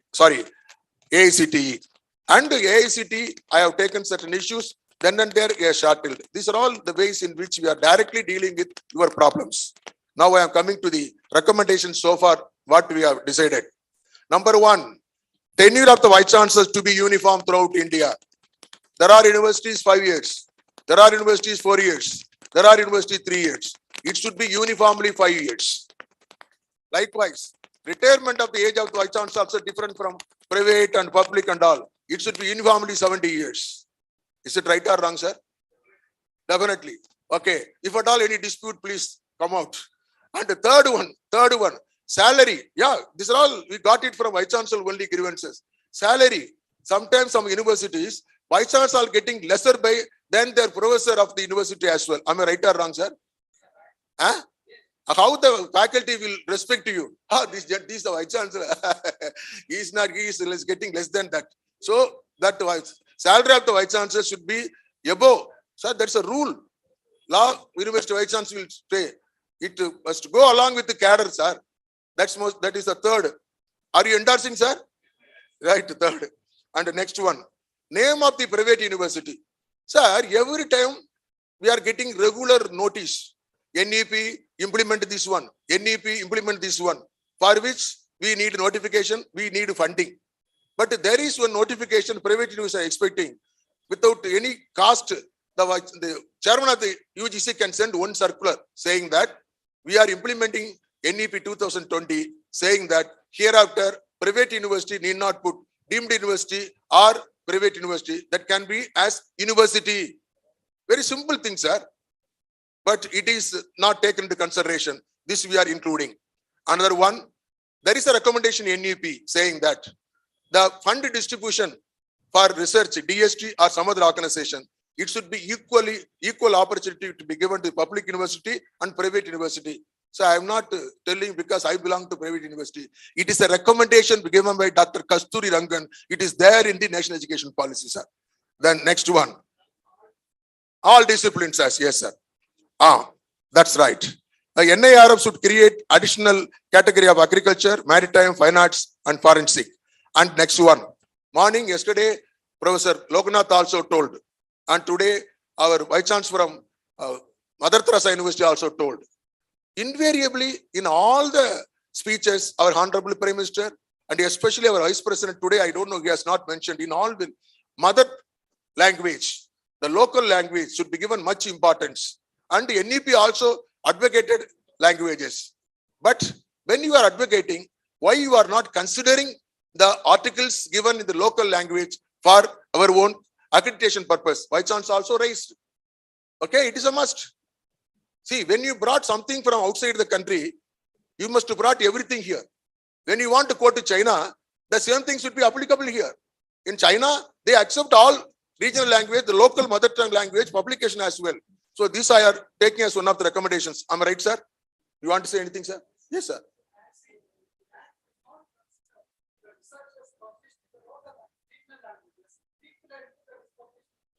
That means NAC is seconds implementing National Education Policy 2020. That we have to come to a conclusion. Yes, sir. Yes, sir. We will pursue the matter, sir. And another one also raised by Vice Chancellor. What is that? At the time of submitting our SSR report, and we have shown, we have given almost 300 publications, sir, at the time of. When it went for third party evaluation, then TDV came. In the meantime, 50 journals delisted, sir. So NAC is not taken into consideration. It's not the cost, not at the cost of the university. That kind of discrimination should not be there. We are including. Even if it is listed out, it must be also taken into consideration. Yes, sir, two Vice Chancellors. They consider only the papers published listed in Scopus and Web of Sciences. Whereas there are many disciplines where are journals not listed in Scopus and Web of Sciences. It is simply adoption from the engineering standards and which has been imposed on the other functional areas and other subject disciplines. So I think if we are bringing the language issue that the journals published in our language, then we also need to look that there should be some consideration about what other parameters they are going to see, not the Scopus and Web of Science. Absolutely, sir. We will include it, sir. Next, Dr. Sitaram Rao. Sir, with regard to the publications in local, not local or regional, this is the unnecessary word we are using. Little louder, please. Yeah. They all languages are equal according to the constitution. Every one is a national language, in my opinion. Telugu is a national language, Tamil is a national language, Malayalam, Hindi, everything. Hindi is national language, Telugu is regional. This is no use. Absolutely. No argument. Thank you, One sir. thing. Thank you, And sir. whatever the publications done by the faculty members in with the research focus in their own mother tongue or own language must be considered as a research publication. Absolutely, sir. And the second one is about the translation works. This is also very important, sir. Some of Translation. the teachers are doing very good translation works. Here itself in Mysore, we have a national translation mission. Some of the, when we apply for the translations of classic works and other books and other research articles, they are funding also. So those translation works also must be considered as part of the research work for the publications. That is my suggestion, sir. Thank you, sir. Thank you. Now, Dr. Pankaj Mittal, Secretary General, wants to say something about Vice Chancellor's salary. Please. See, sir, sir has already spoken about the salary for government and private to be equal. I'm basically talking about the salary of vice chancellors of government universities, because private universities get a fixed salary, but government universities get a scale. And you would remember that in the last pay scale, the salary of the vice chancellor was 75,000 and the secretary to the government of India was 80,000. So at that time, AIU had made a lot of noise. So 5,000 special pay was added and it was 75 plus 5, 80. But okay, there was a little difference that it was 75 plus 5 and that was exactly 80. But this time, the salary of the secretary to the government is 2,25,000. Salary of the vice chancellor is 2,10,000. And there's a special pay of 11,500. So that doesn't make it 225. So even if the same logic has to go, either the special pay should be 15,000 or the initial 210 should be raised to say higher value, say 220, and then add 5,000 at the special pay. It's not the question of 2,500 rupees or 3,000 rupees. It is the question of the status of the vice chancellor. So the status of the vice chancellor should be same as that of the secretary to the government of India, even if it is not straight away, but this plus this. But right now, this is not being maintained. So last year, there was a request to that, to this effect. We did represent to the government of India. Nothing has happened so far. But if you feel that again that request should go, if you can say, just raise your hands, then we can again give that request to the government of India. Thank you. Really good as well. And one more to the NAC. Sir, you know pretty well, 2 years we have closed down the university basically due to Corona. No physical activity. Even we have not opened the laboratories for research. And no student activities at all. So when we are planning for submitting our SSR, we are supposed to give statistics details for the 5 years. If we include those 2 years, automatically average performance will come down. this representation we have given to NAC, saying that you declare this 2 years as sure activity year and to make it rest of the year as the average 3 divided by 3. Am I right, sir? But so far they are not giving any positive reply. So again, I am going to include to give pressure. What is your opinion, sir? It's okay. Yeah, madam. Sir, I am Vice Chancellor of Maharani Cluster University, which is newly formed in 2019. And it is not a university which does not have any constituent colleges. It is, it was created by 3 colleges only, which were started in the year of 1938. They had all got A grade and autonomous state and all those things, and that's how the university was made. Now, the special problem here in most of our state universities is, like for example, Bangalore University was trifurcated. It was trifurcated into Bangalore North University, Bangalore Central University, and Bangalore University. In the same way, we were under Bangalore University, then we were shifted to BCU, Bangalore Central University. Now, separately, we are university. The problem here is the employees, that is our faculty who are working in various subjects. They cannot be opted into the university, because once they are opting into the university, they are treated as new employees and their service benefits are lost. They will be considered as new university employees. And because of this, none of the teachers want to opt in. They don't want to give opt in.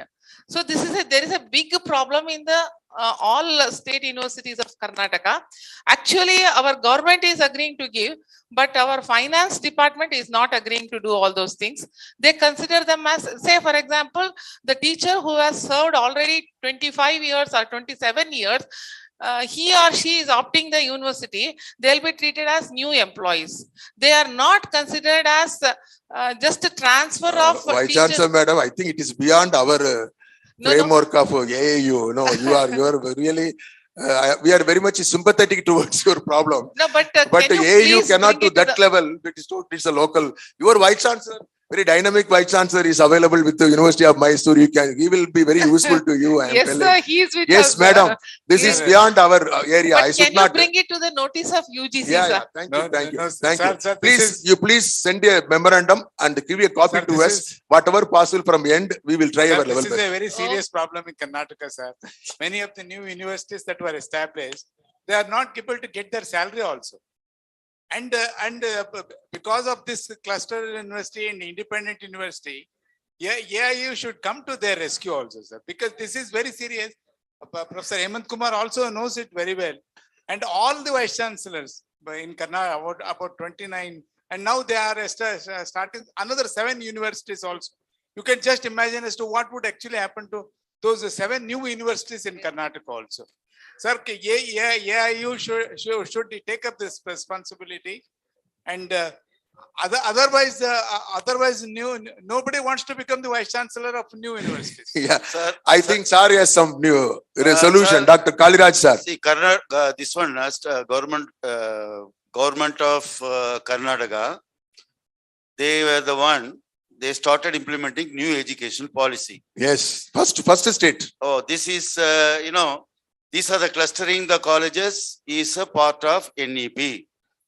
Myself and Dr. S.P. Tyagarajan, we are in the committee about the problem in implementation of new education policy. So this is the right model to bring it to that. Even if AIU is not doing that, I'll take the representation from her and we will make it in our report, because we have to do something for the finance of the cluster colleges. Who is going to fund? It's not being told in the NEP. We get every day 1 or 2 circular from UGC. Rajneesh is sending from his home. NEP is good, this. But how to implement? Where is the fund? This is the right model. The Karnataka government is the one who started the implementation, is the one first started from Karnataka. These are the problem. I think this has to be taken very seriously by AAU. Is it okay, madam? Sir, the thing is, okay, Thank you fine, so much, sir. fine. Anyway, sir, 1 minute, sir. See, there are certain things we can reach. We have certain limitation as well. If you go on taking this much of issues and we cannot give a satisfactory reply and functioning also. But anyway, we will try to help you, sir. That's all. That promise alone we can give it. But one thing, sir, please allow me to speak for all the vice chancellors. I have respect for you. We have respect for AAU. Now you are presenting so many things.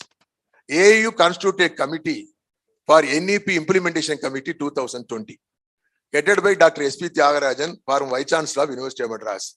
Member Secretaries Dr. Kaliraj, Bharatiyar University. They have but representation given to other 9 members throughout India, Vice Chancellors. They have designed a questionnaire and circulated to all the member university Vice Chancellors in the Google form. They asked opinion from the Vice Chancellors about each and every aspect. They have given time and we have given reminder. Can you believe how much percentage of response we got it from Vice Chancellors? Less than 20%. So AAU wants something from you also, sir. Whenever a circular notice comes from AAU, please look into the matter, especially the crucial issue like that.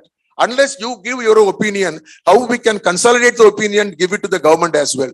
At least in future, if there is anything from AAU, please give priority and attention, sir. That's one side. Sir, we shall move on to a few more items, sir. Quick, sir. Because if I continue, attendance will be very thin at the end. Okay. Program is here only? No. Yeah. We will, sir. I will rush up, sir. And one more, sir. Most important, sir.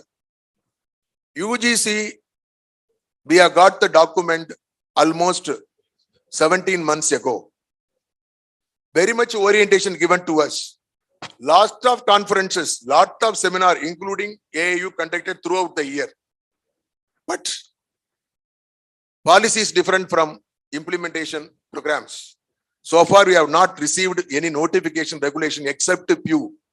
That too, after this present chairman has taken over charge, he has sent notification of academic banking credit and exit and entry and all. There are so many things for which we want notification regulation. Because as Vice Chancellors, we cannot straight away take it to the student or stakeholders. We have to place in the Academic Council, Board of Studies, syndicate. There they want some explanation. There are union people sitting, they will be raising so many questions in state universities. Unless we get clarification, we cannot take it forward. But sincerely, we are for implementing national education policy. There's no second thought. What I am telling, until we get all notifications from UGC about all the aspects of a national education policy, and there are 3 university states totally vehemently oppose national education policy. They are not for national education policy. What I am telling, government has to initiate some steps to bring in the mainstream, and we have to see that until then, the manual of the NAC should not be changed. But for a kind information, 1 month ago, there was a meeting in which they have shown the drafted manual, the NAC, in which 40 questions are there about the implementation of national education policy. When we don't have the notification, how can we fill up the column? How can we gain mark and all? If it's a case, our university will not apply for more than 800 marks. So now I am requesting you, allow me to pass a resolution and send it to the NAC and NIRF also, that until unless we get notification, sufficient notification, the manual should not be changed and questions related to NEP should not be included. What is your opinion, sir? Yes. Am I right? Yes. That's really good, sir. And the next one, sir. See, there are universities. They started long back with 10 acres and 15 acres of land, even 20 acres of land. And during the course of the development, they started many courses, developed many infrastructure within the city limits. Now they want to expand their activities. National education policy tells about single sector can become a multidisciplinary university as well. When it's a case, there is a provision available UGC AICTE. If at all any satellite campus, additional campus, it should be within the city.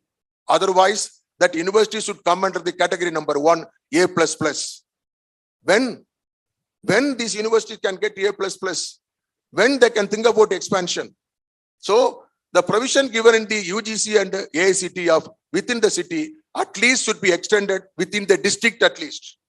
Even the universities, they want to buy a land nowadays in the city. What will be the price of 1 acre? Several crores. Am I right, sir? Several crores. It's very difficult. Especially government university and all, they don't have money even to buy anything. For government university, getting A++ is not that much easier also for various known and unknown reasons. Understand it? So what I am proposing, shall we recommend, ask, that should be within the district or within the state without irrespective of the category of the university as well. It should be state. Yeah. Any of your opinion, sir? Within the state. Am I right, sir? My request is right? Right, sir. Okay. Right. Sir, almost whatever I have taken, and there is a few more also. So now the previous conferences, after listening, you will not hear anything else. Yes, sir. Development.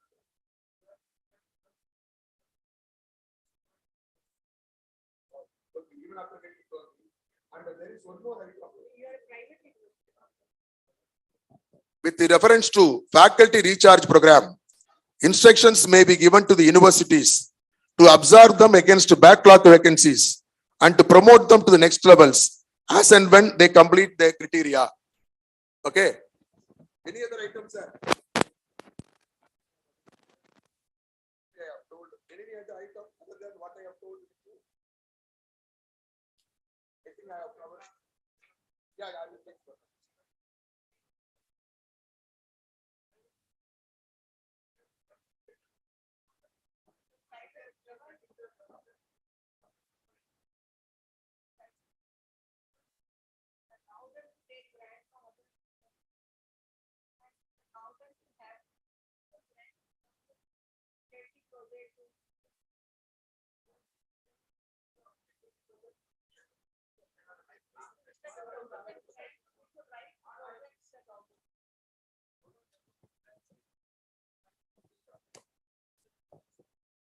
What I'm saying is, if we write to UGC about the development grants, that will not be fair on our part, because 12B to private institutions was given on this premise only. The development grant will not be given, but then you can become eligible to apply for central assistance from other government sources. Plus from UGC, you can get, instead of institutional grant, an individual grant, like grant for the teacher, whether it is research projects, teacher fellowship, or even for the students. It could be student research projects, it could be student fellowships. So for that, 12B is given to the private universities. But if we say 12 development grant, that will not, I mean, nobody will listen to that.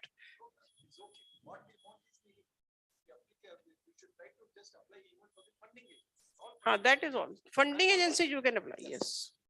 Anything else, sir? Can I sum up? Sir, Conclude? Sir, only 1 minute, sir. One Please. minute. Sir, this is regarding our publication. What you said is, whenever we publish our data, our country is almost like 130 crores, and whatever data we collect, and only when we present in international journals and Western journals, only NAC is giving us credits. So let us fight for our own journals, our own articles, our own authors. I think we should give a lot of importance. They also said about the local authors. What I'm telling is, we are conducting a conference on what is called intellectual Atmanirbharata. We have got so many Atmanirbharata, but we don't have intellectual Atmanirbharata. We collect data, we give it to foreign journals, and they publish it and they reject it. For example, in the health sector, I'm a radiologist. Whatever I collect, whatever I do, data I collect, I have to submit to American journal. They will reject it. If I do a project on typhoid fever, they will reject it. They don't give any importance. So I think our journals should be given importance. Our authors should be given importance. Citations. Our faculty members, students should cite only Indian articles. Then our citation index will increase. This is what is called intellectual Atmanirbharata. Sir, thank you very much, sir. Whatever I have discussed with you and got your approval, we will make it as a recommendation and pass on to the people in person. I will present it. In the meantime, morning, the chairperson of NAC told he will be sending, I think NAC has a white paper. He will be circulating, sending to Dr. Pankaj Mittal. In turn, we will send the same paper to all of you, sir. Okay, you please give your comments. Whether you agree or not, you want to go for any addition, you put it. That also once again will be consolidated and give back to the NAC. It is same case with the NIRF as well. And it's the same case with the UGC also, sir. We will be, again I am telling, and in the vision and mission of AAU and the objectives of AAU, almost we are carrying out most of the objectives very well. But now only we are very serious about one of the main objectives is to acting as a representative body of the universities. That's most important. Academic, research, publication and all, that's fine. But who is there to represent? AAU is the only platform available for vice chancellors. No other platform is available. So you can very well just made your request through us. We will make it possible to reach the concerned authorities and get the action taken report as well, sir. With these words of my concluding remark, I would like to register, yes, Dr. Thiruvalluvar from Tamil University Vice Chancellor. Yes. I started with the Thirukural. He wants to end with the Thiruvalluvar. Yes, sir. Yes, sir. Most respected President of all India universities. Please to the mic, please. And Secretary General and Honorable Vice Chancellors, good evening to all. Our university is a Tamil University. It's a unitary university. Land is no problem. 1,000 acres of land in the heart of the city of Tanjavur. But only thing, we are not having constituency colleges. Our request is request to MAC through AAU on bar with the Sanskrit University. They made it. They have to make a certain special parameters for our university, like Kannada University, Telugu University, Malayalam University. These are the language universities. We are arrival at the B+. It's a special request for me, and also I request to include the President, one of the special agenda to represent these two NACs, sir. Thank you for this opportunity. Thank you. Thank you very much, sir. We will include your request, which is very genuine, sir. Sir, I would like to convey my sincere thanks to every one of you Vice Chancellors, sir. You have extended your moral support for the last few years when we were in COVID-19. Even during the conferences for the last today, since morning, you are extending very good support in the form of giving suggestions, advices to AAU as well. It is my appeal once again, please take part in all our activities. That's most vital. To start with response, please give a response for all our mails and communications. And to see that regularly remitting subscription also, sir. It is okay, sir. And it's my duty to thank the good work being done by our Secretary General, because presidents are coming and going. For president is only 1 year. But General Secretary is for more periods, sometime 5 years, sometime 10 years. So he's going to take care of the activities of, yes, Dr. Kaliraj, you want to say something? So that 1 year is too less. 1 year you can't do anything because, you know, I saw you came and during the now pandemic, I'm disappearing. Yeah, at least 3 years, if not 2 years. Sir, 1 year the thing, is too less. I do understand, but it must be made in the constitution. You now please, we are you in please change the bylaw before you leave. No, that's not an individual. It It's an will be, organization. no, it will be benefit to the It next is an person. organization, sir. We will appreciate your sentiment as well. And let us, Surandan Das, Professor Surandan Das can take the liberty of continuing if at all the provision is accepted by Governing Council and the general body as well. Sir, if you just permit, I'll tell one particular point. You told 3 states, Tamil Nadu, West Bengal, Kerala. Categorically, they told they don't want to take NEP. That is one aspect. Now, some of the states, you know, they send the report to us for the implementation committee. The typical example is Karnataka. They express about the financial problem. So this is a very good case study. We cannot ignore it. So, AU has to consider about the problem while implementing that. That also has to be addressed, sir. Thank you, sir. Thank you, sir. Now I am requesting Secretary General Dr. Pankaj Mittal, please wait, to give a formal vote of thanks to all of us. Thank you. Please go there. Yeah, please. Please. One. You please give vote of thanks. Sir, President, Vice President, come. Please speak. So, first of all, I would like to thank our Honorable President, Professor Thiru Vasagam sir, because he's so dedicated. He does so much of hard work, I think more than all of us. He is working and making notes and notes. If you see his copies, all will be filled with his notes. So I haven't seen any president taking so much of pain in the activities of AIU, because as he was saying, presidents are sort of honorary. They do have a lot of work in their own universities, and they are there for 1 year, so they don't take that much of interest. But this president is different. He takes a lot of interest. He makes us work more, and whole of the office is on their toes just because of his presence there. So thank you very much, sir, for taking so much of interest in AIU. And I'm sure that interest will translate into the better working of the entire higher education system of the country. And for all the 875 universities which we are representing. So thank you very much. Thanks to the Vice Chancellor of Mysore University. He has been taking care of us for a very, very long time. And you know that yesterday was the convocation of the Mysore University, and you all have been conducting convocations for a long time, and you know that how strenuous activity it is. And immediately back to back, this AIU main conference. So thank you very much. And if there has been any sort of deficiency in anything, the mistake is entirely ours. We should have taken it more seriously. So just give a big hand to the Vice Chancellor of Mysore University. Thank you. So now I will thank all the Vice Chancellors. You are sitting here till 6:30. That shows how dedicated you are towards the cause of AIU and towards the cause of higher education.